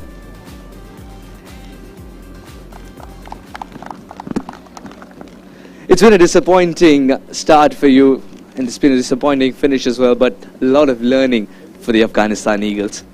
Yeah, it was a disappointing tournament for us. We can only take the positives and look at the negatives in a good way, I guess, so we'll go from here. As someone who's played the Aussie Cricket League before, how was your experience this time around? Yeah, it's always getting bigger, it's always getting better as well, so hopefully next year it's even bigger than this year. So, and the Afghan Eagles can put a better performance on as well. So 77, you were short of runs, of course, but that fight back, you must be mighty proud of the way ACL bowled, the way Shinwari bowled, and you yourself. Yeah, the boys bowled well. The boys did it well in the field as well. They fielded quite well, they bowled quite well. You got nothing to lose in that situation, so you just go all guns blazing and hope for the best. I really hope that Afghanistan Eagles, the team that they are, they come back to being the best as well. All the very best for the next season. Thank you. Adam Amin, the captain who came second of Afghanistan Eagles. Let's speak to the winning skipper of Canadian Wolves, Moib Oracle. Congratulations, Moib. Captaincy is easy, isn't it? One game, one win. Yeah, it's quite easy because it's my first time I'm captaining the team. We had a great team and we played very well from the start of the games. Unfortunately, we lost 2 games. That was close games, but we fought well and we came back strongly. It's an ever-improving team, yours, the Canadian Wolves, if you see. Some of the mistakes that you made in the first 2 games were ironed out because it was the same men who emerged as match winners today. Yeah, in the start we had a few mistakes in the start, but I said that the boys played very well, and unfortunately those 2 games cost the tournament. That was close games, so yeah, the boys played very well. Yeah. A word on Panseja's innings. Excellent under pressure because wickets were falling, and secondly, Surendran sent in a number 6 and not opening slot. So thoughts behind that too? Yeah, they played very well. In the start we lost early quick wickets, but the way they played and they finished the game, that was awesome. Yeah. And finally, if you have to reflect on the tournament and a word on the coaches and the support staff, because they've always kept you in good spirits to play your best. Yeah, to be honest with you, I really like to come here and play in this tournament. Special thanks to Hari, the way he made the environment and the facility for all the players. Yeah, I really appreciate that, and thanks for that. Yeah, and you've got a great support staff as well in your coach. How was his input for today's game? Because he's someone who has a lot of diaries and keeps filling them up. He has a lot of plans. Yeah, he's a calm guy, and he's very mature, and I like the way he's coaching. Yeah, he was too good, and he's still good, but we really enjoyed playing with him. Yeah. I think you've got the right mindset too. All the very best to roar better, howl better, the Canadian Wolves in the next season. All the best. Yeah, hopefully we come back strongly and we win the tournament next time. Thank you so much, Moib, the captain of Canadian Wolves. It's time to give away silverware now. Now for the player of the match who will receive a $500 check, I request Jason McWalter from the Cranbourne Cricket Club to be here. Jason McWalter, the Vice President of the Cranbourne Cricket Club, will give away this wonderful check to one man who is spinning a web around the batters. The claps have already begun because they know who's it going to be. It's going to be Parminder Singh indeed. 4 wickets and 4 unbelievable wickets for just 12 runs, and he still had a ball to go. Very unfortunate that there wasn't another wicket left to take because you're on a hat-trick, you remember that, right? Parminder, let's have a chat. You're on a hat-trick, so the moment you land in the UK and the first ball you bowl and you pick up a wicket, give us a call. No, I think I'm okay with everything, and I would like to thank all the officials for the Aussie League, and they have given us a very wonderful chance to play in such a very good weather, and thanks all to the Canadian Wolves as well. How's your experience been as a senior member in the side as well, constantly guiding other spinners too? Having fun? Yeah, I mean, I love to play I love to give my experience to the youngster, and I'm very pleasure to to play here. That's it. Thanks. Thank you. Thank you so much. Congratulations on the 4 wickets as well. He's rushing in. This is the quickest he has been. Otherwise, he was bowling slow and loopy deliveries to pick up wickets. That's all we've got for you for the post-match presentation today. It's a win for the Canadian Wolves, and they'll finish with a smile on their face. We'll meet you tomorrow with another amazing double-header for you. Until then, it's goodbye from all of us here at the KC Field.